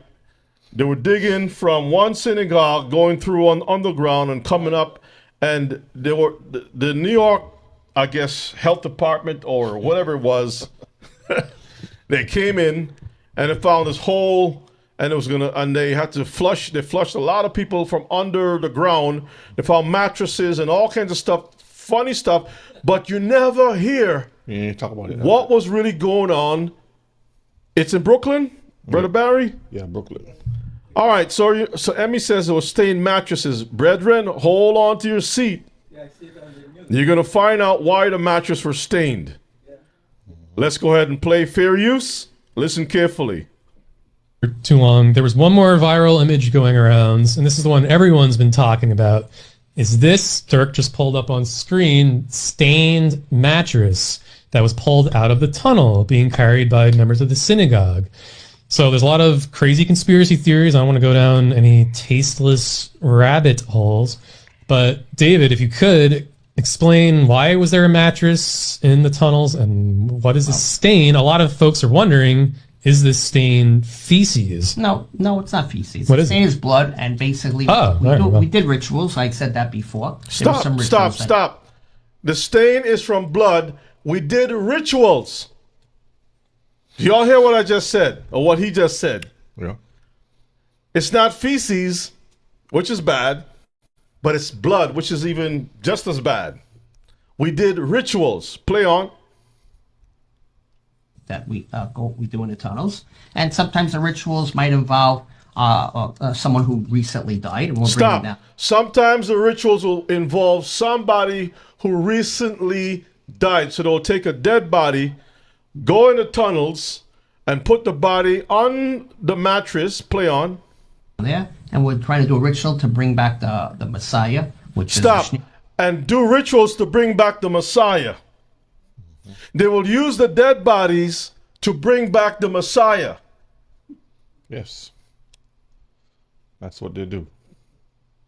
Notice this guy is wearing a hoodie or something saying "True Jew." Yep. Right? Play it back again one more time. Play it back again one more time. No, in the tunnels. Play it back from the beginning. What is it about?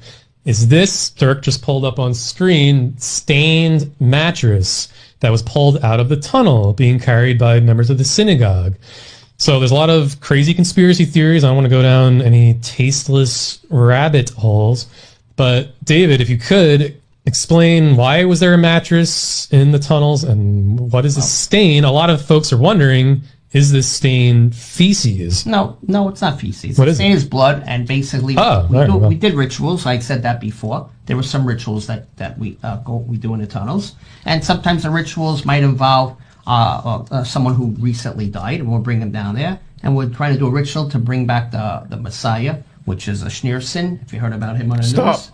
Which is a Schneerson, the same guy who Trump went and said a prayer over his body.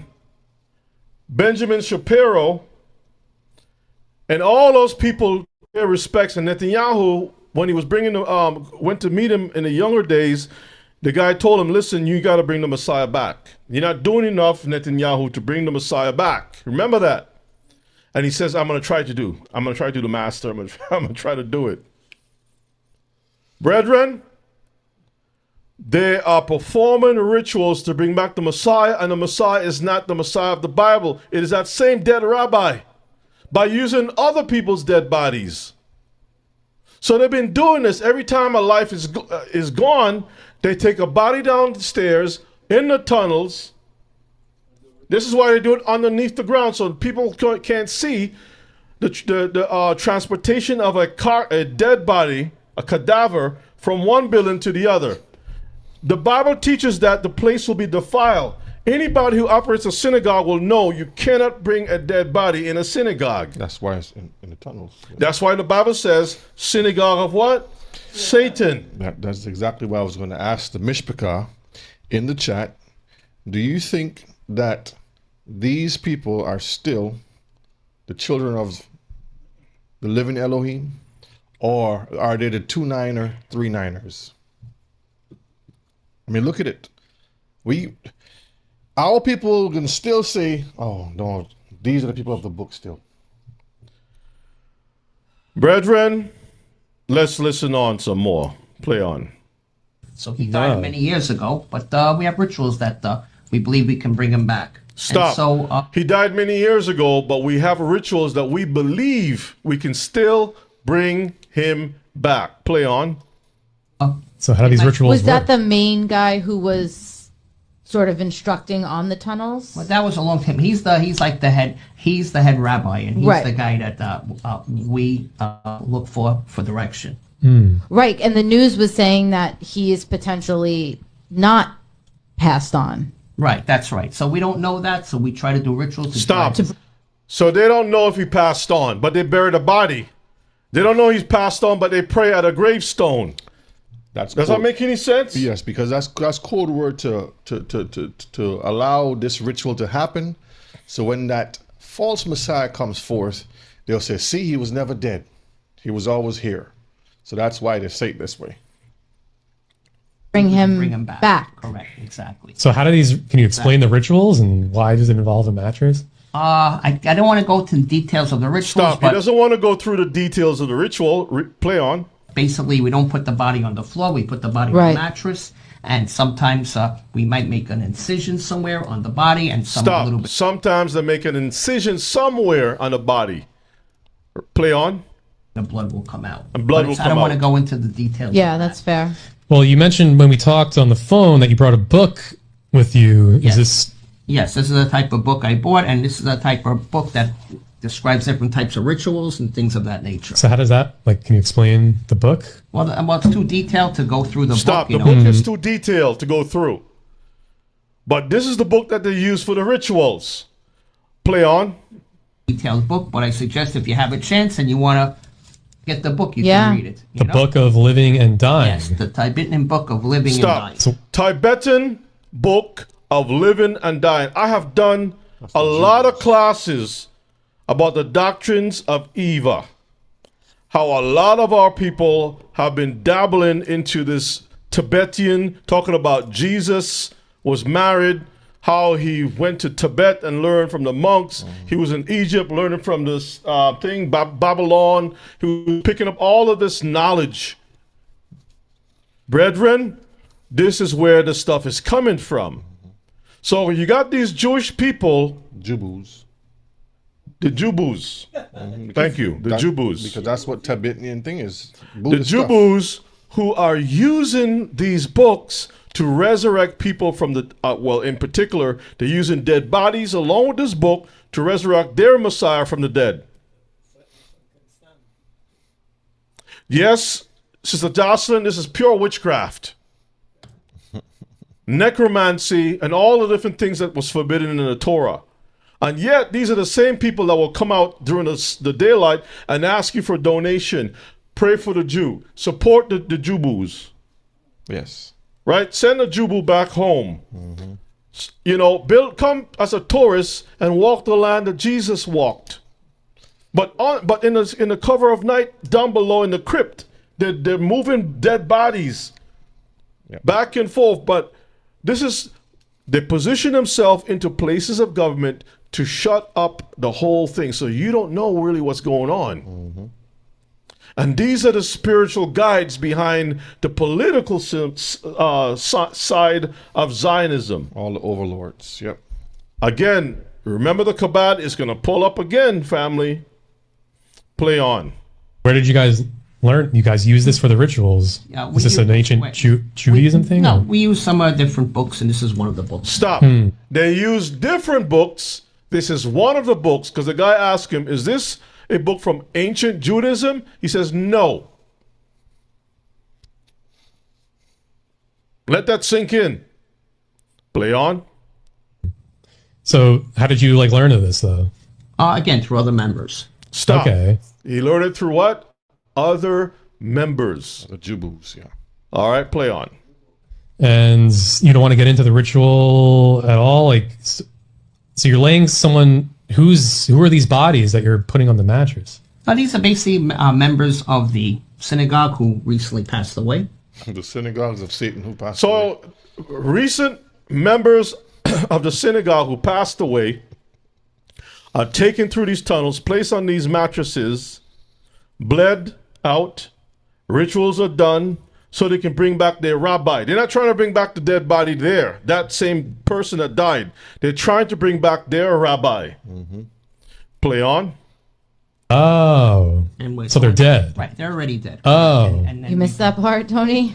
I didn't know if there were people sacrificing their lives or No, something. they're not sacrificing their lives. They died of natural causes or whatever. Oh. And before you bury them in a cemetery, you basically bring them down Into the tunnel. for a ritual. That's it. It's more like it's not something spoken about, okay? But you can understand, just like other religions or something. When someone dies, they might keep the body in a house for a Yeah, couple you days. can do that.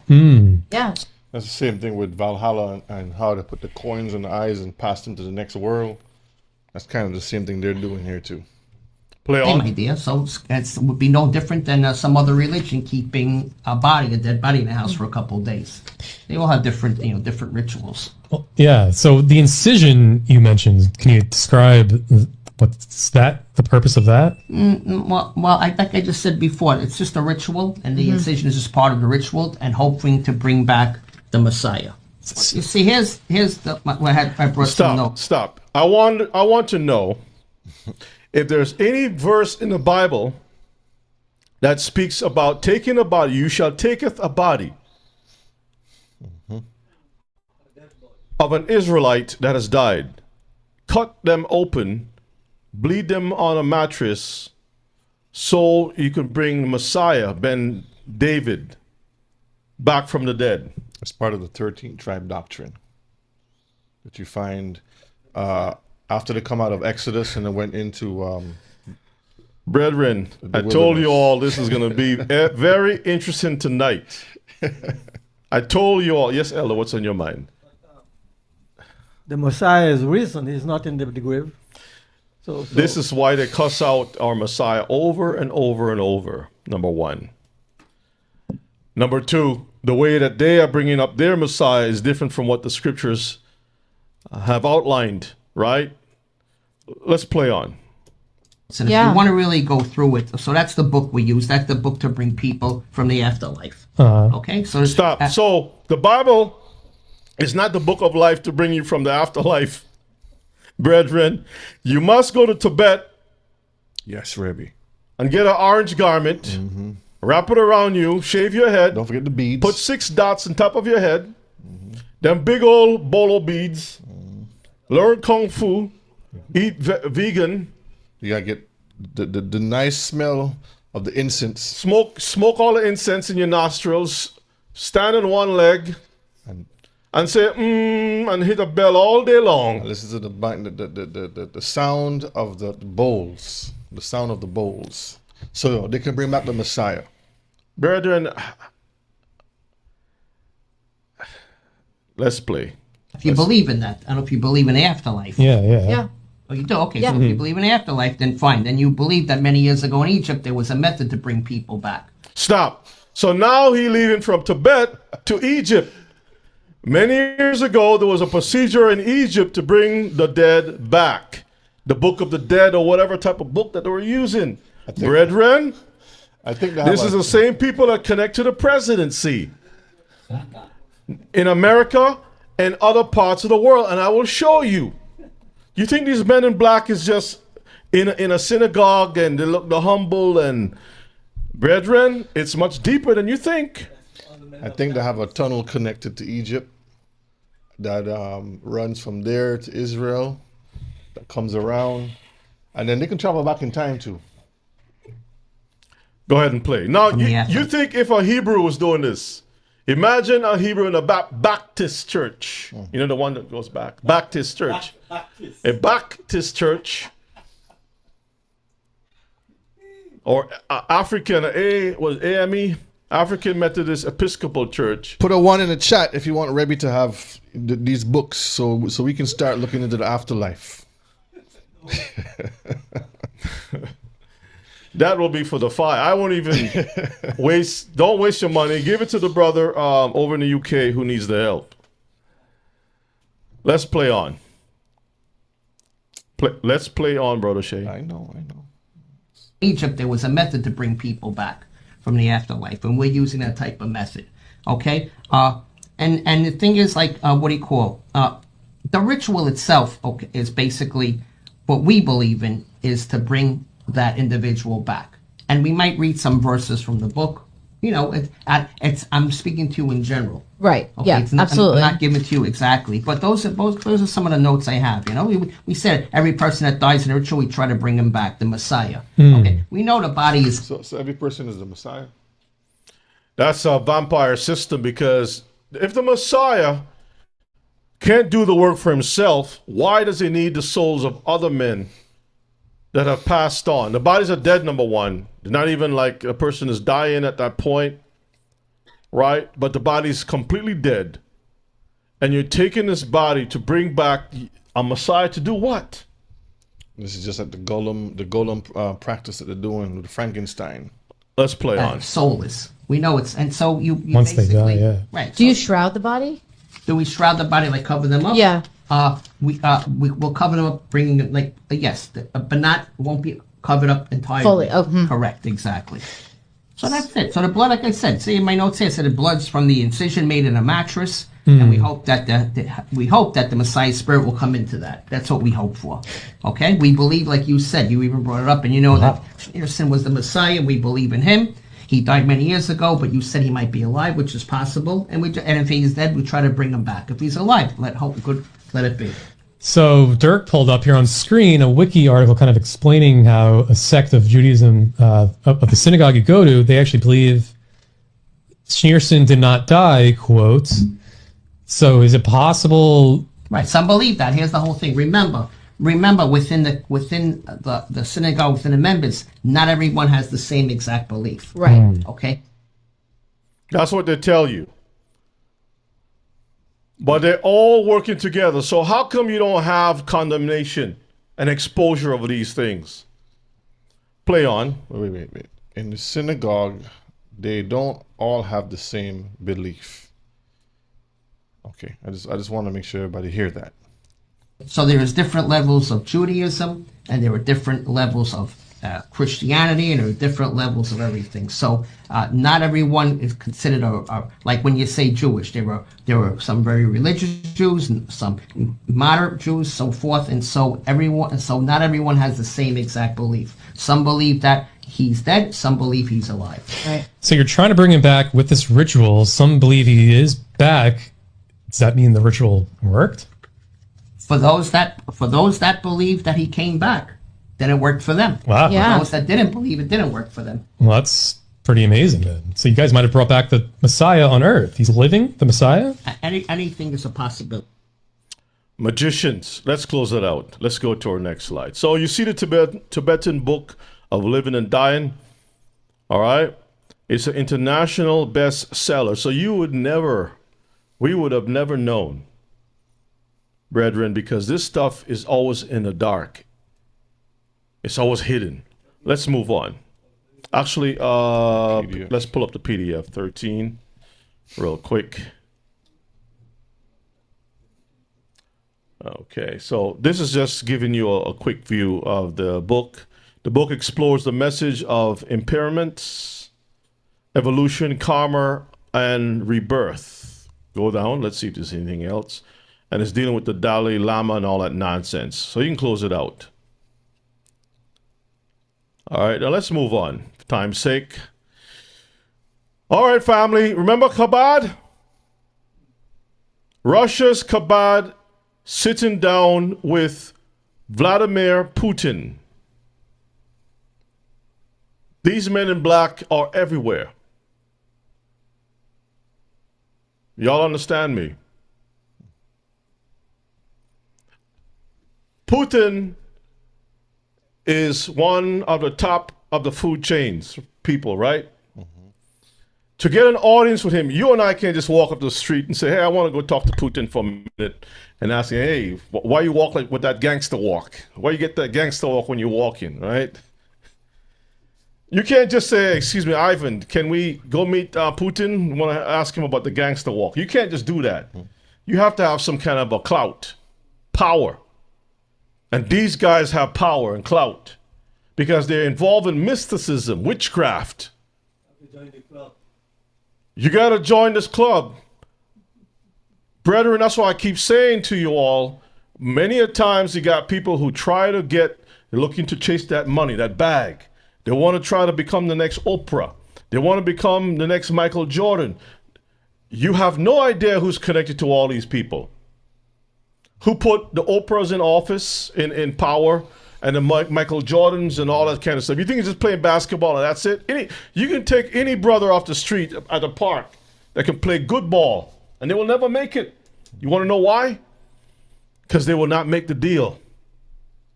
They will not sign that contract in blood. And if you want to get that money, you got to serve the devil. A lot of people who go into these entertainment industries, and when they start looking around in the room, they open the door and they start looking around and seeing what's happening. Says, no, you know what? That's it. This is my first and last movie. I'm done. And they will come out later on and says, listen, I really couldn't say much, but I'll just give you enough information so you can get your a decent understanding, right? I saw this, I saw that, and this is not for me. Right? Let's move on. Crime ministers. Bozo Ben-Gurion. Remember Ben-Gurion that we talked about earlier? Mm-hmm. The first clown of the Jubu state as landlords. Y'all remember Bozo, the clown? There's a picture of him there. How many of y'all remember Bozo? Y'all see him? Look at the clown Bozo. Look at Ben-Gurion. That's Bozo. Keep going down. What did David Ben-Gurion have to say? I want you all to listen carefully. These are excerpts from the thinking of this guy. First of all, he didn't believe in Elohim. He was an atheist. All of them are. Okay? Let's read. If I were an Arab leader, I would never sign an agreement with Israel. Y'all see that? Because he knows how wicked and conniving Israel really is. Read. It is normal. We have taken their country. It is true God promised it to us, but how could that interest them? Our God is not theirs. There has been anti-Semitism, the Nazi, Hitler, Auschwitz, but was that their fault? They see but one thing. We have come and we have stolen their country. Why would they accept that? Why would they accept that? So he's confessing that they're the ones who came and stole the country from them. This is why the people are fighting. This is why the Palestinians and the different Arabs are fighting against these people, because they says, if I was an Arab leader, I would never sign this agreement. Let's move on to another quote of him. Read. Let us not ignore the truth among ourselves. Politically, we are the aggressors and they defend themselves. Y'all see that? So he's confessing that the Palestinians are not the aggressors. They are the ones that are the aggressors. This is the first prime minister of Israel. Read on. The country is theirs because they inhabit it.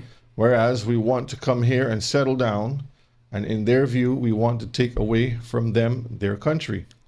Behind the terrorism by the Arabs is a movement which, though primitive, is not devoid of idealism and self-sacrifice. All right, let's move on to our next quote from this prime minister.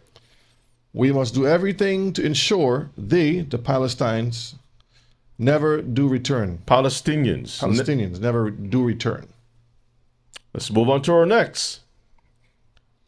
We should prepare to go over to the offensive. Our aim is to smash Lebanon, Transjordan, and Syria. The weak point is Lebanon. For the Muslim regime is artificial and easy for us to undermine. We shall establish a Christian state there. Who's the one that's going to establish a Christian state?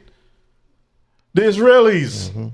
This is why I told you that even when it comes to Al Qaeda, they're the ones who have been setting a lot of these boogeymen up.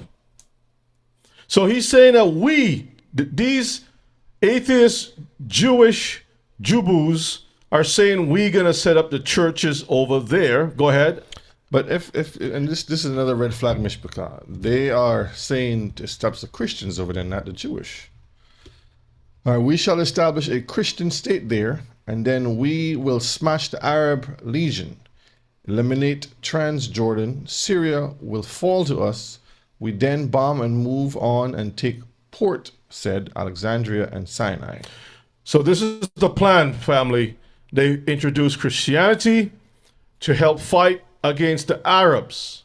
This is how they work it. They invent the Al-Qaedas to fight against any government that they want to remove. They will align themselves, or they will fund it, or they will start it. Whatever it is, it's like a parasite. Let's move on to the next.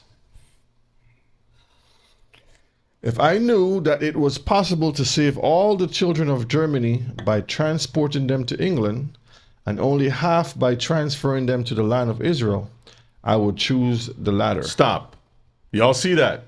If you can save all the children of Germany, or only half to move them to Israel, save all the children to move them to England, or only half to bring them to Israel, he'd rather just move half of them to Israel. So they don't care about saving lives. They care about taking over the land of Israel. That's the goal. Because whoever controls Jerusalem controls the world. Mm-hmm. That's what the Bible says. Yep. And that's why the Messiah is going to rule from. Because when the Messiah rules from Jerusalem, he's going to rule over the world. And we are Jerusalem. Y'all understand this? Read on. 4. For before us lies not only the numbers of these children, but the historical reckoning of the people of Israel. Let's move on to the next. Let's see what Bozo have to say. It's not a matter of maintaining the status quo. We have to create a dynamic state oriented towards expansion. Oriented towards expansion. So we start here, and then we start moving out. Taking over more territories. And if we don't take over this territory, we'll control the territory by proxy. Meaning that we're going to set up our men or people. We're going to put them as a Nehemiah, a cupbearer.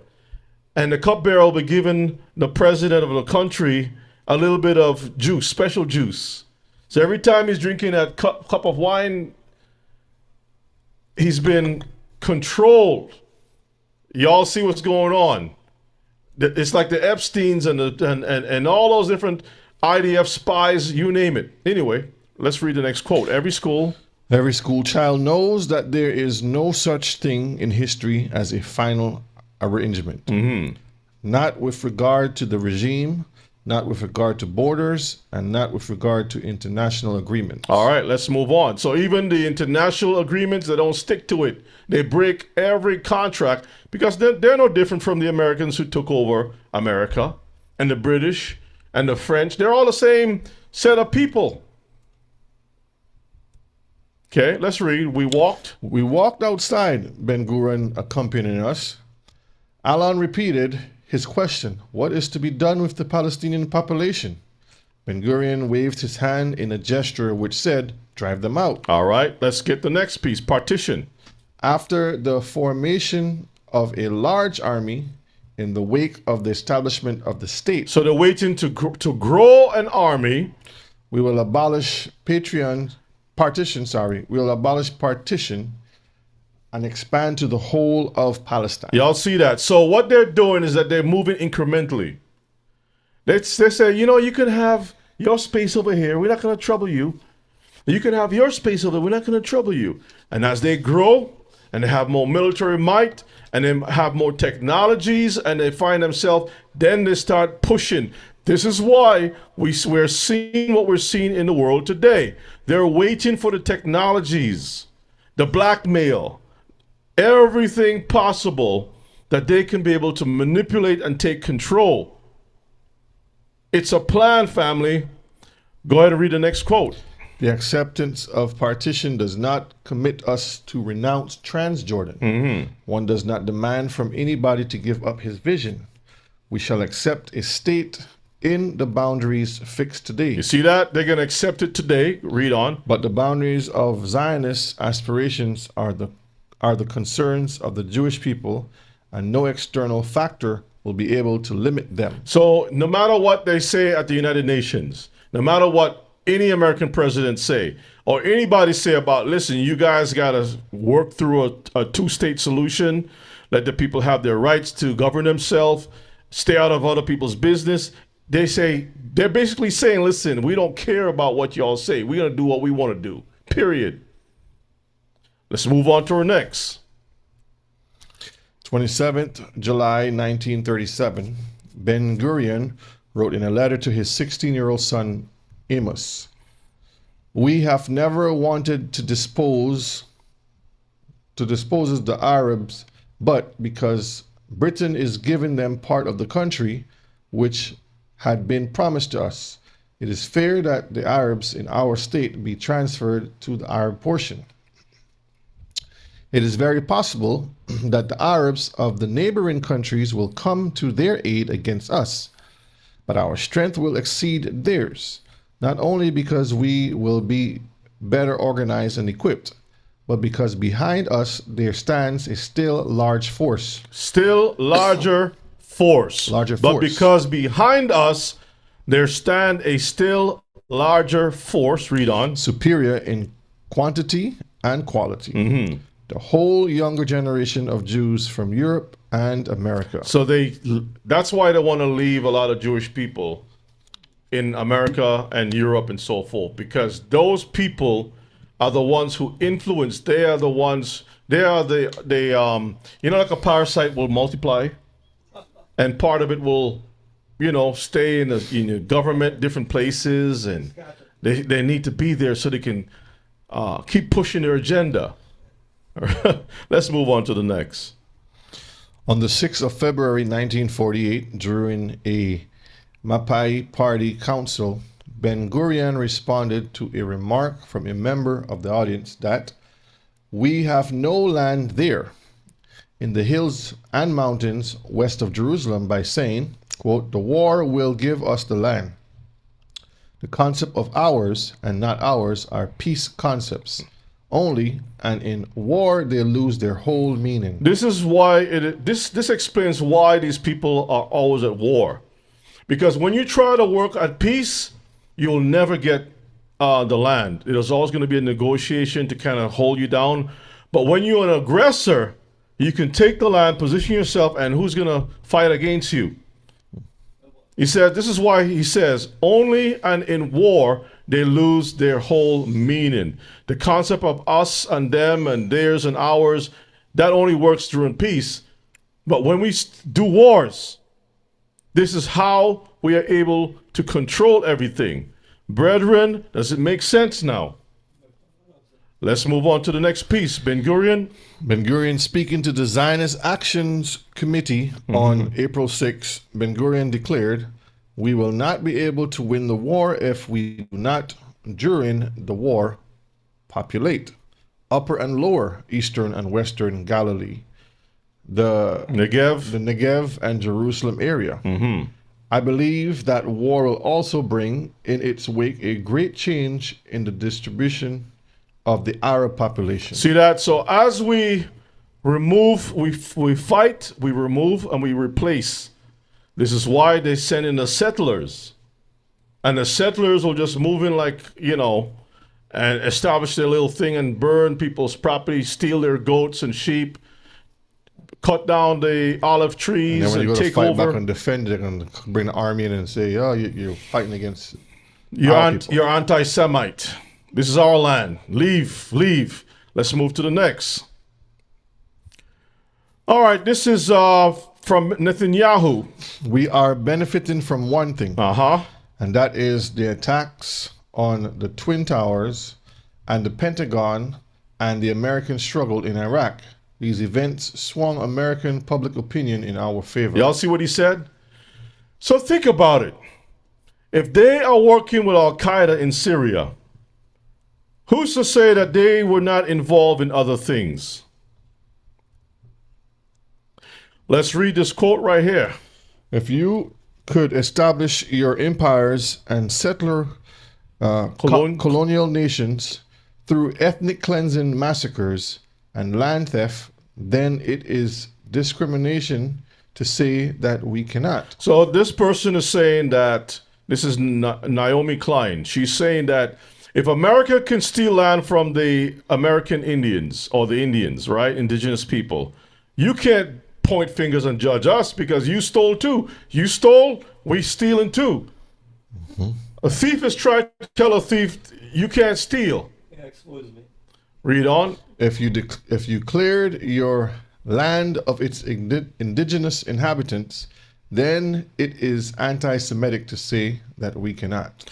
All right, let's read this piece from New York Times. The Palestinians would be crushed like grasshoppers, heads smashed against the boulders and walls. This is from Yitzhak Shamir, Prime Minister of Israel. Back in 1988, he's saying that their heads should be smashed against the walls.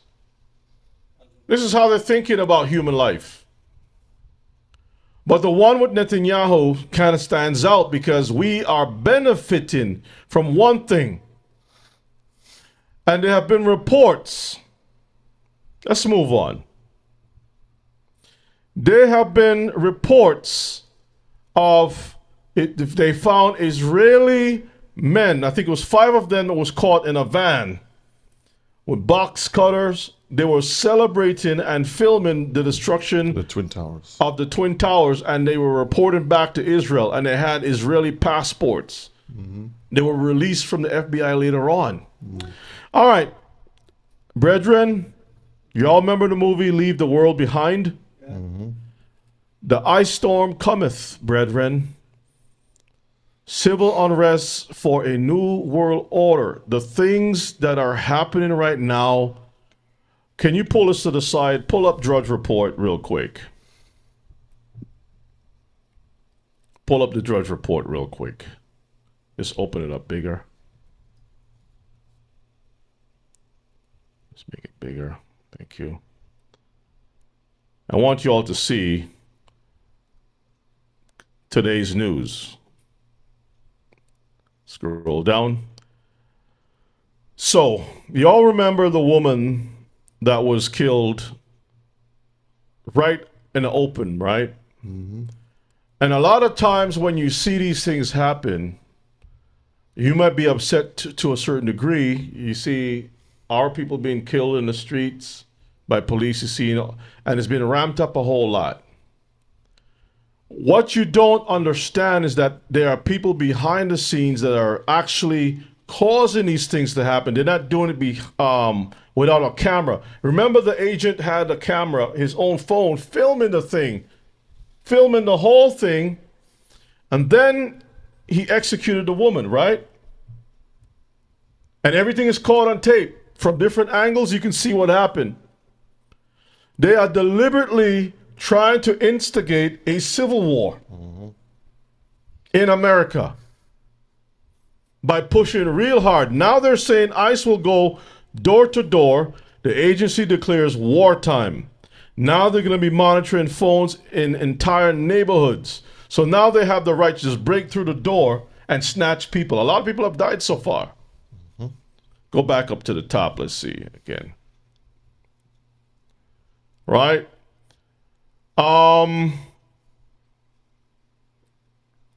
Why was he holding cell phone while firing a gun? Okay. Let's go down. I just want you all to see like the headlines of what's happening. Mexico is on the table to be taken, right? Trump orders Secret Service probe into MTG. That's the woman who, what's her name again? Green. Tyler Green, whatever his name is. Mm-hmm. Because she was always pushing for Trump, right? She got him elected, Marjorie.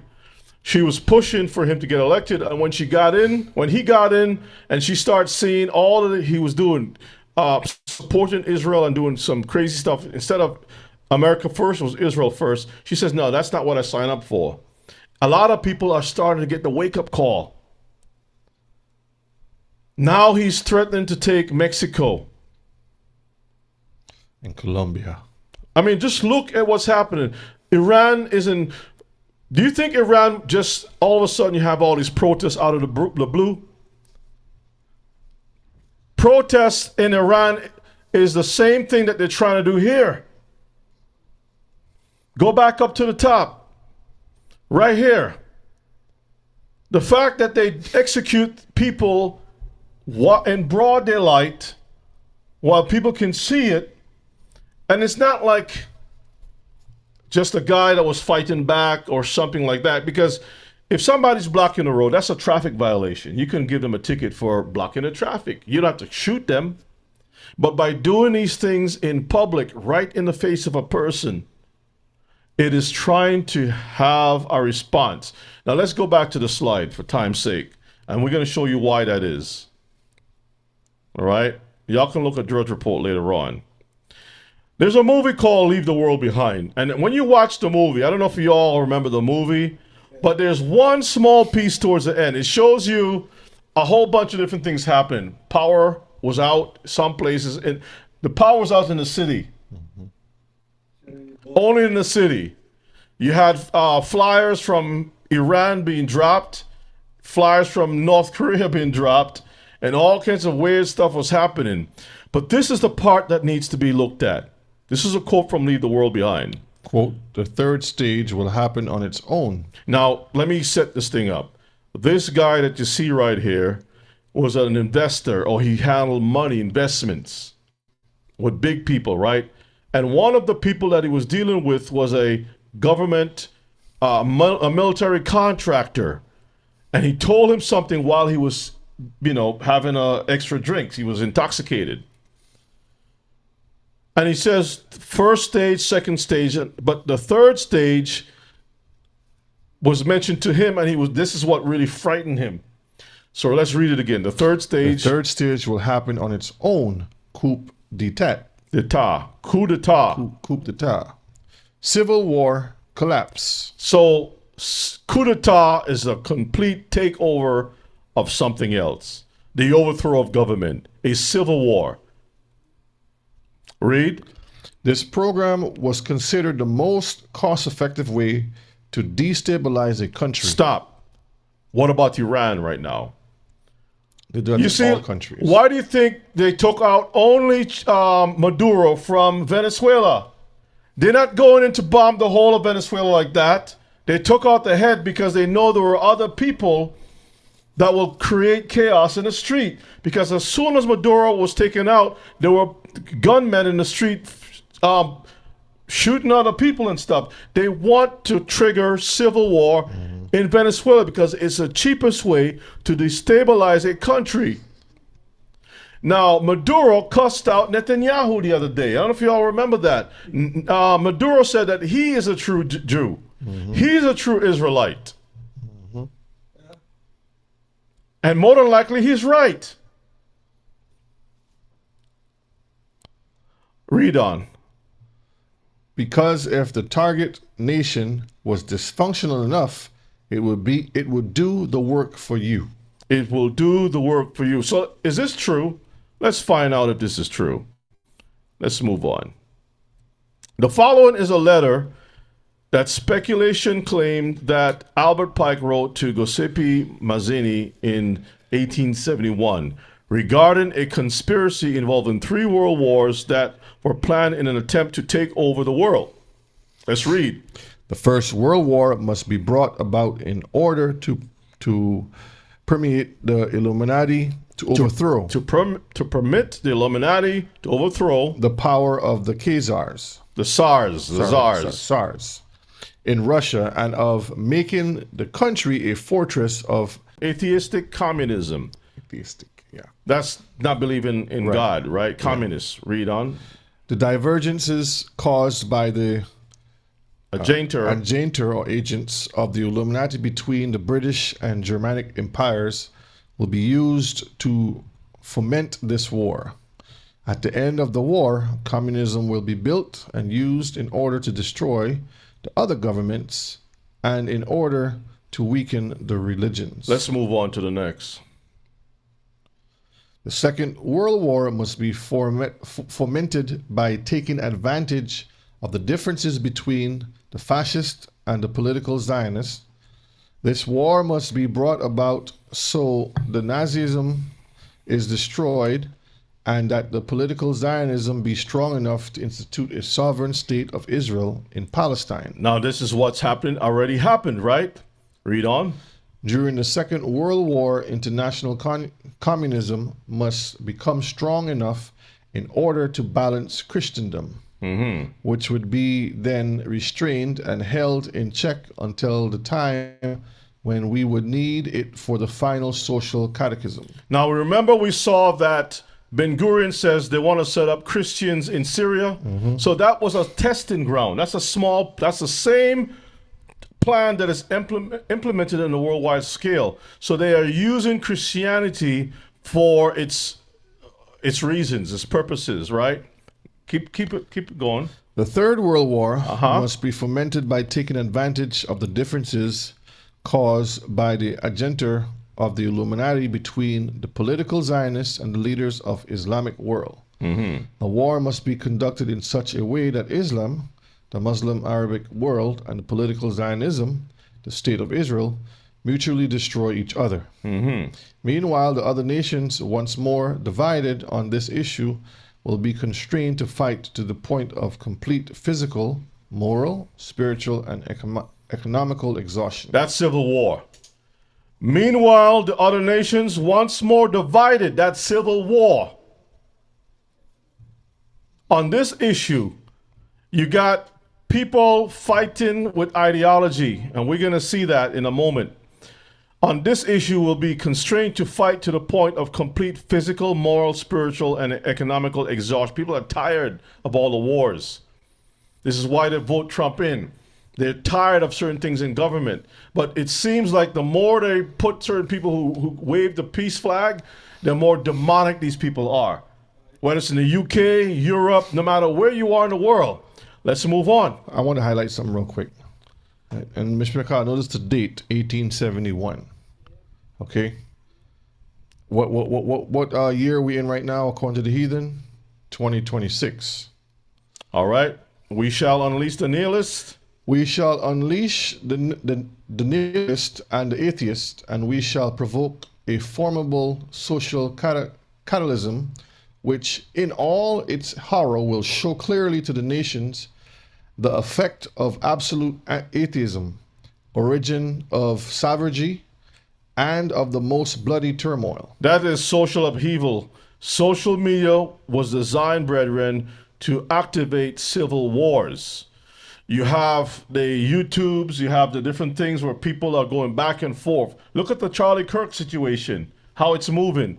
Look at all the other things. Now, on top of that thing, you have this woman being shot. That's building another conversation. That's on the left, because remember, this is a sodomite woman who had children that was killed. So that's a left. That's from the left side. Charlie Kirk on the right. This woman on the left. Two people that were executed in public. So now you're going to have this things that is, brethren, I'm trying my best to explain it as best as possible, but I'm telling you, prepare yourselves for what's coming up. Go ahead and read. Then everywhere the citizens obliged to defend themselves against the world minority of revolutionaries will exterminate those destroyers of civilization, and the multitude disillusioned with Christianity, whose deistic spirits will from that moment be without compass or direction, anxious for an ideal. All right, so basically chop the head off and people are going to be disillusioned. They're going to be headless, no type of direction, okay? But without knowing where to render its adoration, will receive the true light through the universal manifestation of the pure doctrine of Lucifer brought finally out in the public view. Y'all see that? This is the Baphomet will be revealed. This is why they had Child's End show, where the demon came out. The demon came on a spaceship. Why do you think all of these things are happening, and all of a sudden they're talking about spaceships and UFOs? They're getting ready for something. All right? This manifestation will result from the general reactionary movement, which will follow the destruction of Christianity and atheism, both conquered and exterminated at the same time. All right. Let's move on to our next slide. Now, this gets pretty interesting. This person is called Alexander Dugin. Alexander Dugin. He was born in the January 7th, 1962 in Moscow into a family of spies. Okay, spies. Alexander Dugin envisions a multipolar world order, a stark contrast to the US-led globalization, divided into distinct powerful civilizations, which are poles, like Eurasia, led by Russia, Atlantic, which is the US and the West, right?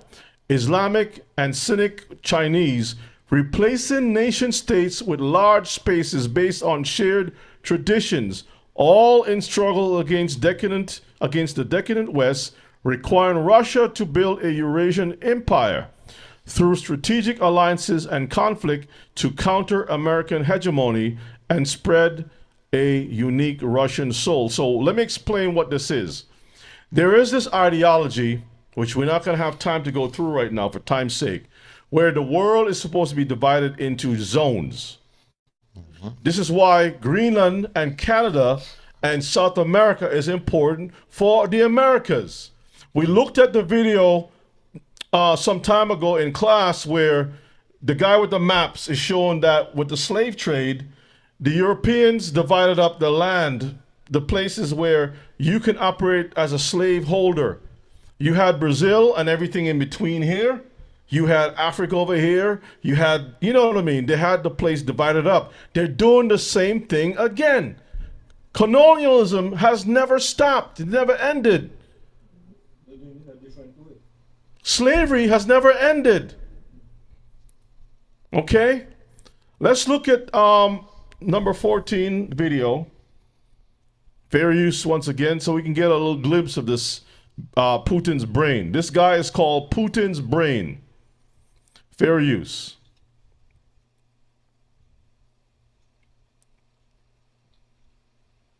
Fair use.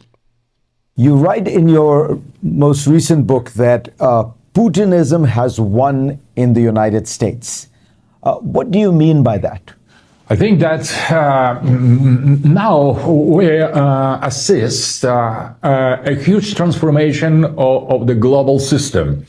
Trump, in my opinion, is something very special. It is not just a charismatic leader, but he represents a kind of ideology that changes the balance of the power in the world. So we have the different United States, not the stronghold and the headquarter of globalism, but the kind of sovereign national state, global power with traditional values as well, with totally different agenda on the international affair. And in these new conditions, I think the Putin's Russia and Putin personally stops to be the main enemy, the main evil guy, bad guy. So Putin will no longer be the evil guy.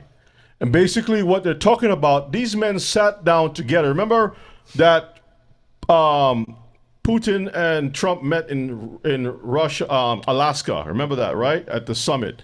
They were coming together to discuss who's going to get the pie. Right? How are we gonna slice the pie up? So they're gonna take. Believe me, Ukraine is gonna go back. Yep, Russia go back to Ukraine, and they're talking about allowing, like Finland, a whole lot of Europe is gonna be controlled by Russia. America's gonna get Greenland, Canada, and everybody else on the other side. China's gonna have the other group on the other side. Israel is going to be involved in all of this stuff. They're all going to start shifting based upon certain shared values. Play on.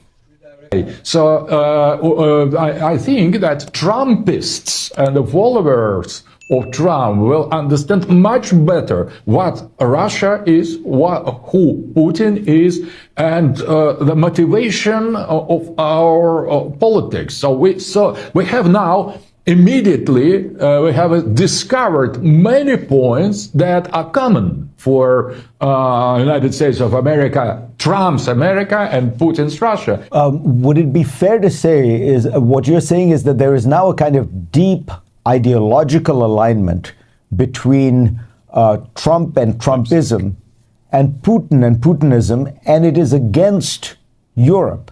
The United States and Russia, in that sense, are now together, and European liberalism, is in some sense the new enemy. We have many points in common with Trump's America, much more than it seems on the surface. But maybe it is too early to speak about the real alliance between U.S. and Russia against Europe, because it is not against Europe, it is against globalism. But nevertheless, I think that if, for example, Trump would withdraw United States from the war against us in Ukraine, there could be a situation that we will fight against European globalists, European liberals in Ukraine without America. So I think that Trump, sooner or later, and maybe sooner than we presume, he will discover that Putin has absolutely nothing against the United States, no reason to continue the fight, no reason to oppose or to no field of competition, and that is different from China. You can stop it there. Let's go back to our slides, and we're going to scroll through. We're going to skip the next slide and just go to the other one. So is this stuff happening now? Family, when you look at it, it is happening now. This is a map that this guy established here, and he kind of showed some things. I haven't done the research into the color scheme that he have, but there's an alliance. For example, India, if you can put the cursor where it says India, it says a Russian ally. Iran, Russian ally. Vietnam, Russian ally. You have Japan will be a Russian ally. Of course, China is. Moscow, look at this. Moscow is called the third Rome. Y'all see that? This is this guy's New World Order map. Russia is called the third Rome. This whole area. And notice how it has gone all the way into, was it Greece and this places over here? Turkey area. Right? The UK is divided and in turmoil. France and Germany will be eventually taken over by Russia. Turkey is divided. The South Pacific will be conquered by Japan or divided with China. Then you have this light green space, the same color with Africa, the same color with South America and Central America. And all of that is going to be under the West, basically, or something along those lines. They're working on these plans, right? So I want you all to just do your homework, go investigate a little bit more and see what comes out of it. Let's move on to our next. So let's dig a little bit deeper into this guy. Again, the key players is Russia, right? They're going to be controlling Eurasia. You got the West is going to control the whole Atlantic area. Islamic world is going to have their own because of shared values, right? China is going to have their own place because of their values. The world is going to be divided up into zones. Let's move on. The way that they're going to do it is using what? Disinformation. This is from this guy. This is what he's saying. Using disinformation. That creates civil war. Mm-hmm. Stable. Rebuilding Russian power, reclaiming lost territories like Ukraine. They're going to have a cultural war. That's what's happening now with social media. A battle for minds. Why do you think that Israel is paying a lot of money for social media warriors? Past it. I'm watching YouTube and all of a sudden things just pop up on the screen about supporting Israel. Let's move on to our next slide because time is going real fast. All right, so let's look at this guy. That guy who's Putin's brain. Right here. Let's look at his background.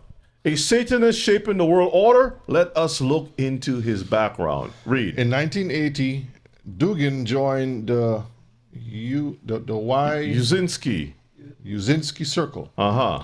An avant-garde dissident group which dabbled in Satanism, esoteric Nazism, and other forms of the occult. Stop. Remember, this guy is Putin's what? Brain. That's what they call him. That's what he's known as. He works with Putin. And this guy came from a satanic background. Y'all see that? We saw the Chabad, who's working with Netanyahu and Trump, also has a satanic background. Read on. The Yukozi Circle gained a reputation for Satanism, for seances, a devotion to all things esoteric, mysticism, hypnotism, Ouija boards, Sufism, trances, pentagrams, and so forth. Y'all see that? That's the Uzinski Circle right here. So this is the guy that is writing policy for Russia. Okay, policies, not just for Russia. Scroll on, go to the next. The prophet of the new Russian Empire. In order to block Atlantica's cancerous influence from spreading, claims Dugin, Russia must reassert its dominance and power. He's talking about annexing places like the Balkans, Tibet, and Mongolia. Mongolia again, right? Mongolia. He advocates a network of strategic alliances with powerful neighbors. Unlike his predecessors in the Eurasian movement, he sees continental Europe as a potential ally, especially who? Germany. Because remember, he was dabbling into Nazism. Looking east, he identifies Japan as a bulwark against the growing power of China, which he views as Russia's chief rival for dominance of Eurasia. To the south, Dugin looks mainly to Iran. He has high praise for the Shia theocracy, which has bravely resisted the Americans and supports its plan to obtain nuclear weapons. He even identifies Israel as a potential member of the Eurasian coalition alongside the Arab countries, provided it severs its ties with its American patron. Let's move on. Dugin at the international conference New Horizon in May 2018. Look, he's right over here, Putin's brain over here. And guess who's there in Iran also? The same people who were talking about anti-Semitism is a bunch of nonsense, and the Messiah is going to come from bloody. Messiah is only the one to bring us back to Israel. You see the double speak? Y'all see this nonsense? So this rabbi here supports Iran and the Palestinians, and he's working along with Putin's brain over here. Brethren, when you start to shake that tree, you're going to get dizzy. Let's move on. Putin's brain also endorsed who? Donald Trump. Y'all see that? Putinism has triumphed in the United States and advocating for Russian victory in the Russo-Ukrainian war. He also said that one of the ideologues of Trumpism, Curtis Yarvin, has declared that it's time to establish a monarchy. It's time to establish a monarchy in the United States. What is a monarchy, Mishpachah? Do you know that they're pushing for Trump's son Barron to marry the Danish princess? Wow. Do you know there was a book called Baron Trump? It's all part of the From plan. I think it's like the 1800s or something. Before Trump was even born. Yeah. Yes. Brethren, this stuff is, I mean, the only ones who can come up with this kind of stuff is the devil himself. The devil himself, brethren. Let me see if I can do something here real quick while Brother Shea walked away. Let's go back here. Y'all have no idea how deep this stuff is. Y'all have no idea how, look at right here.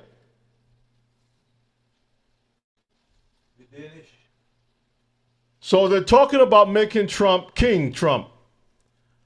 But how do you do that? A pitch to marry Baron Trump and Princess of Denmark goes viral. Look at it. Young Trump. Y'all see that? Talking about a dowry to get Greenland. Uh-oh, can't get that out the way. So they know exactly what they are trying to achieve, what they're trying to accomplish. And look at it. Trump will offer $1,000 to every Greenlander. Every Greenlander. Yep. He says, either we're gonna pay you out or we're gonna take over. Take the money and run. If you notice that they followed a ship that was in the hands of the Russians all the way right outside of Greenland area, by Iceland, Greenland area, they did that they could have captured that ship in the Caribbean. The ship came from Iran, protected by a Soviet sub, and it went by Venezuela area, then it moved up right close to between Greenland and Iceland, that area over there. It's not an accident. They're trying to set things up to create chaos worldwide. Let's close that out. Let's go back to our slides for time's sake. We just got a few minutes. Let's move on to our next slide. And brethren, guess what? Africa is also on the list. If you think you can run and hide somewhere in Africa, look at the picture. 2023. Y'all see the picture?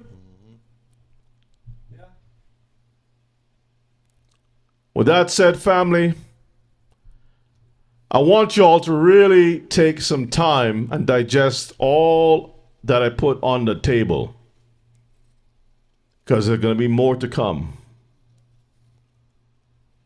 When the Bible says in Ephesians 6 that we are not wrestling against flesh and blood, all you have to do is look at the people behind the scenes. You might be looking at Trump, but you don't see the people and what they believe and who they're connected with and who's advising who and whatnot. Those people are the strings. And then there's the puppet master on the top, pulling the strings. And when they pull the strings, then the puppet reacts. I hope that you all have learned something tonight. Everybody, watching the foolishness out there, I'm trying to show you all the real geopolitics that's going to get us exactly where the Bible says that we're going to be. And they are planning to disassemble society with civil unrest. They're trying that thing in the UK, in Europe. Right now, Iran is burning. They're trying that in Venezuela. They're going to try it every place, because if you can cause the people to rise up against the government, then all they have to do is just swoop right in. That's why that movie that you see all the stuff is making you look at, I don't know what's going on with my phone. I can't get a call. I don't know what's going on with this. Have you heard anything? But that one line is really what you got to focus on in the movie. And then you had the movie Civil War, where the reporters were being killed. What's going on in Gaza where the reporters being killed? What's happening here in America where the censorship is happening? First, they kill you by censoring you, right? Kill your speech, and then it goes further than that. Yeah, they have to remove that constitution because they have to get rid of the free speech and right to bear arms. That's what they're working on. And people who have those EV cars, they showed in the movie that all the cars clogged up the highway. When they did that, when all the cars returned back and blocked the highway, because they have a GPS system built into it to auto drive, and it blocked up, it caused a traffic jam. You can't travel. All those roads are blocked up. So you can't travel outside the city. And then they swooped in with the helicopters and the bombs, and everybody's trapped and blow everybody up in the city. Y'all want to stay in the city? All I can say is shalom. Told you all already, it's coming. It's coming. So with that said, thank you, Brother Shay. Thank you all. And better keep your old truck. If you have an old truck, you better keep it up. That's right. If you don't have an old truck, you better be close to somebody who have one. You better find one. Because y'all going to have to be close with that person who have one. All right. All right, family, we're going to wrap it up tonight. And again, remember the brother who is in need. I will remind you all on Shabbat again. Look forward to seeing you all then. And Brother Shay will be teaching you all this Shabbat, most high willing. So with that said, Ella's going to close out with prayer. And then we're going to say Shalom. Hallelujah. All praises. Interesting class. I hope we will learn a lot tonight. Heavenly Father, we want to give you thanks and praise for sparing our lives, continually protecting us. We thank you for our teacher, our reader, Brother Yana, Brother O'Shea, as they bring the words and the news and put everything together, Father, that we should understand. I pray that thou will help all of us to understand. Bless us, bless our teacher and our reader, and bless us all tonight. Remember the brothers and everything that was said. We ask you to be with us and help us to have a wonderful night rest, because we ask it all. Through your Son, Yeshua, we pray. Amen. Amen. Let the words of our mouths, meditation of our hearts, be acceptable in your sight, O Abba, who is our strength and our Redeemer. Love you all. Stay strong, stay sharp. Until next time, we say.